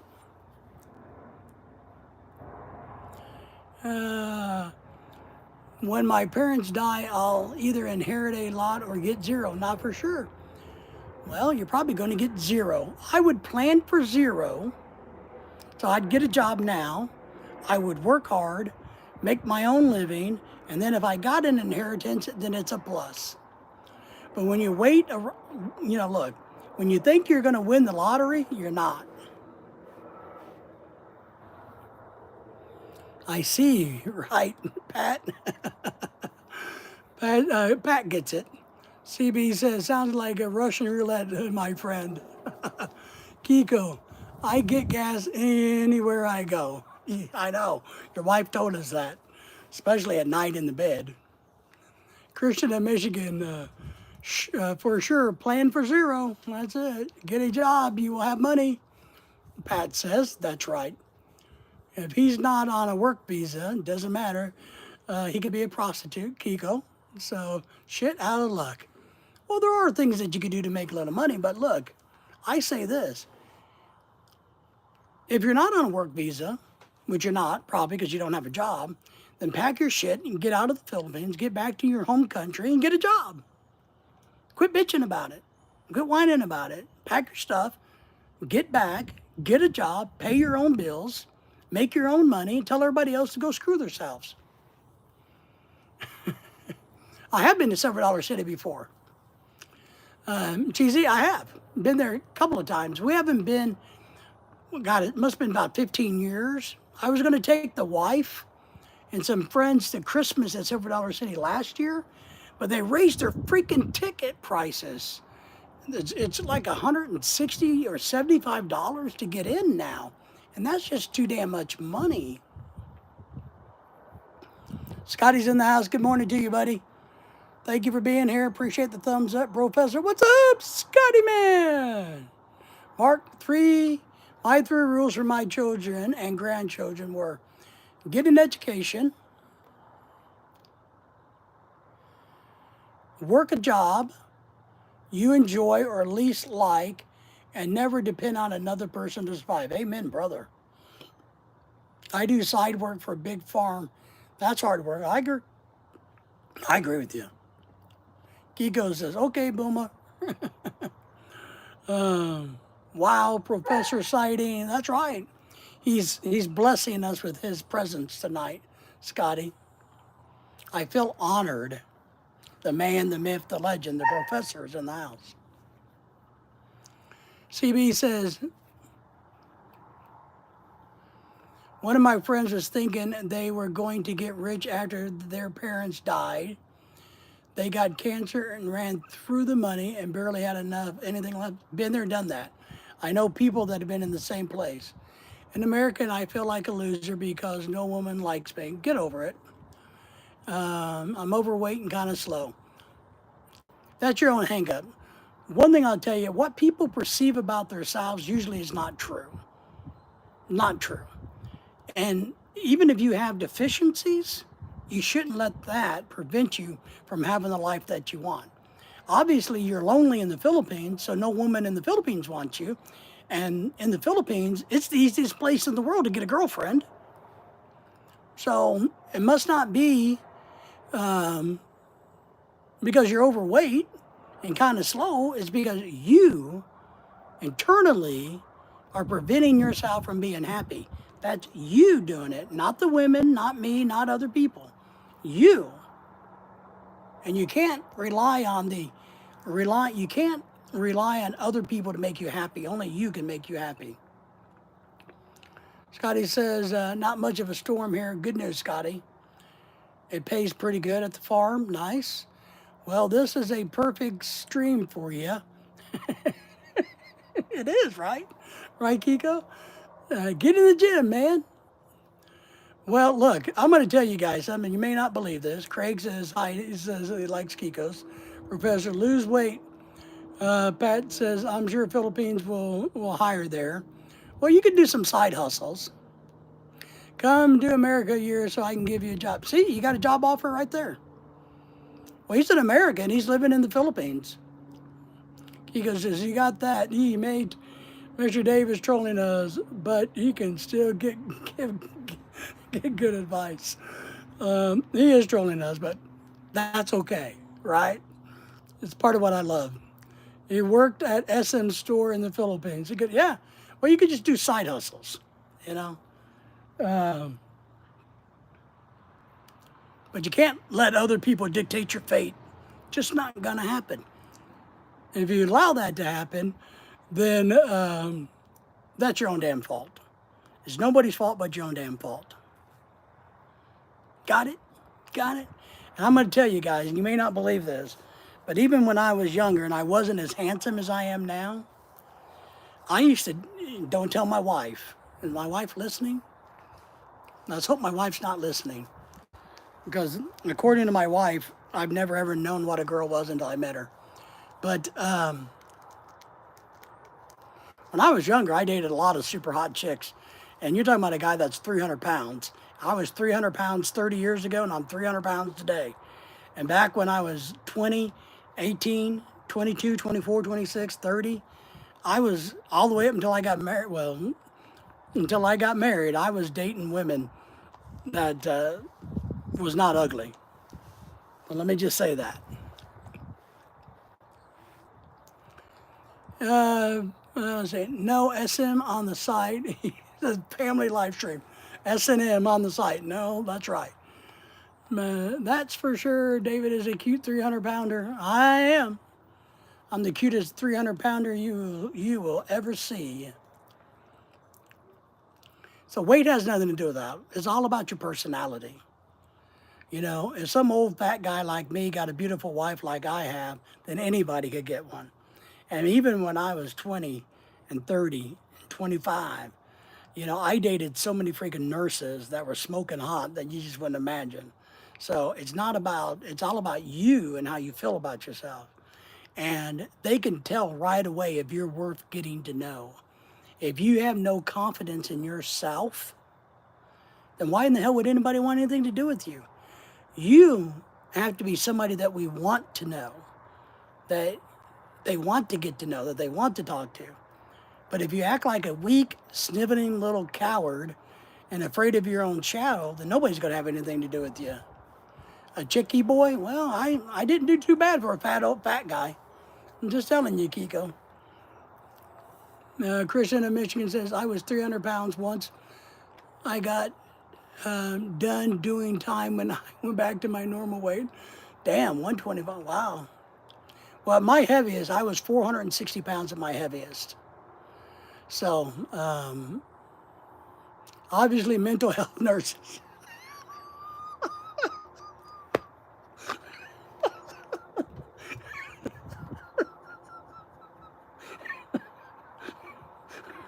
I like that. That's good. You don't know. You don't know how close you are to that. That's funny. That's a good one, Kiko. You did a good job on that one. We got to give Kiko a thumbs up for that one. Man, that was good. Man, I knew so many nurses. I had them sitting outside my office door, stalking me in the mornings. I came to work one morning, and there's this girl I knew, a nurse. I came to work about 8:30 whenever I got around to it. She'd been outside my office door since 7, wanting to hang out. I'm like, this is creepy, you know. So some of my nurses need mental health. They weren't mental health nurses. They just needed their own mental health. So, no, you did good, Kiko. Man, you understand what's going on. Move to the Philippines and you will lose weight. You will. You'll lose weight there. But our friendly Dave guy there, he says he lives in the Philippines. So we really know who you are, Dave. So we appreciate you being here, Dave. You're good for my chat count. You make me look good. That's a good thing. But my advice stands for everybody who comes back and re-watches these live streams, which I know you do. My advice is better than Dr. Phil's advice. Just saying. I am just saying. That's very true, Pat says. But you can lose weight anywhere. You can grow hair anywhere. If your hair is all yucky and scrubbly, then get some good shampoo, clean it up or shave it off. You know, if your face is really ugly, grow a beard. You know, if your eyeballs are ugly, get some glasses. There's all kinds of ways to hide your ugliness. Just ask Kiko. He's been doing it for years. So, that whole excuse going, I'm fat and ugly and slow. Get over it. But if you can't pick up, look, maybe you've had too many lady boys in the Philippines. Maybe that's been the problem. So, Lame-o from CBCB, that's funny. So, where are we at? I don't know. Yep. All right, Henry, we're going to get off this in a few minutes anyway. So, but Henry, we appreciate you. Be safe down in Georgia. Let us know when you get back. And if you need anything, let us know, man. Kiko says, at our age, the hair moves to alternate locations on the body. It does. The ears, the nose, it goes inwards instead of outwards, right? Maybe it's Maybelline.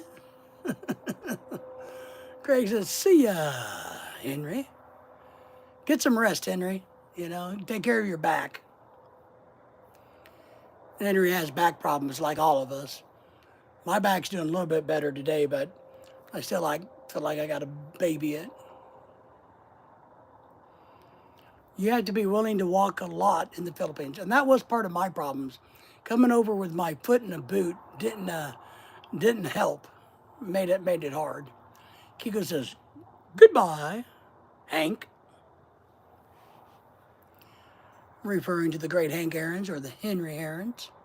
So, all right, boys and girls, let's wrap this up for the evening. We appreciate everybody sticking out with us. We only got 18 thumbs up tonight, but that's better than no thumbs ups. So I guess I'm doing okay. And we will, tomorrow's Thursday night, so we'll be back on tomorrow night for sure. And then Friday night and all these other times. And Saturday, we're having a big live stream for the party. So you guys can see the Filipino Halloween party in action. Alexander is saying, have a nice night. Thank you. See you, Pack. Sweet dreams from everybody. Adios. See ya. And everyone in the stream, take care, everybody. Later on, guys. Craig, bye, all. All right, guys. See ya.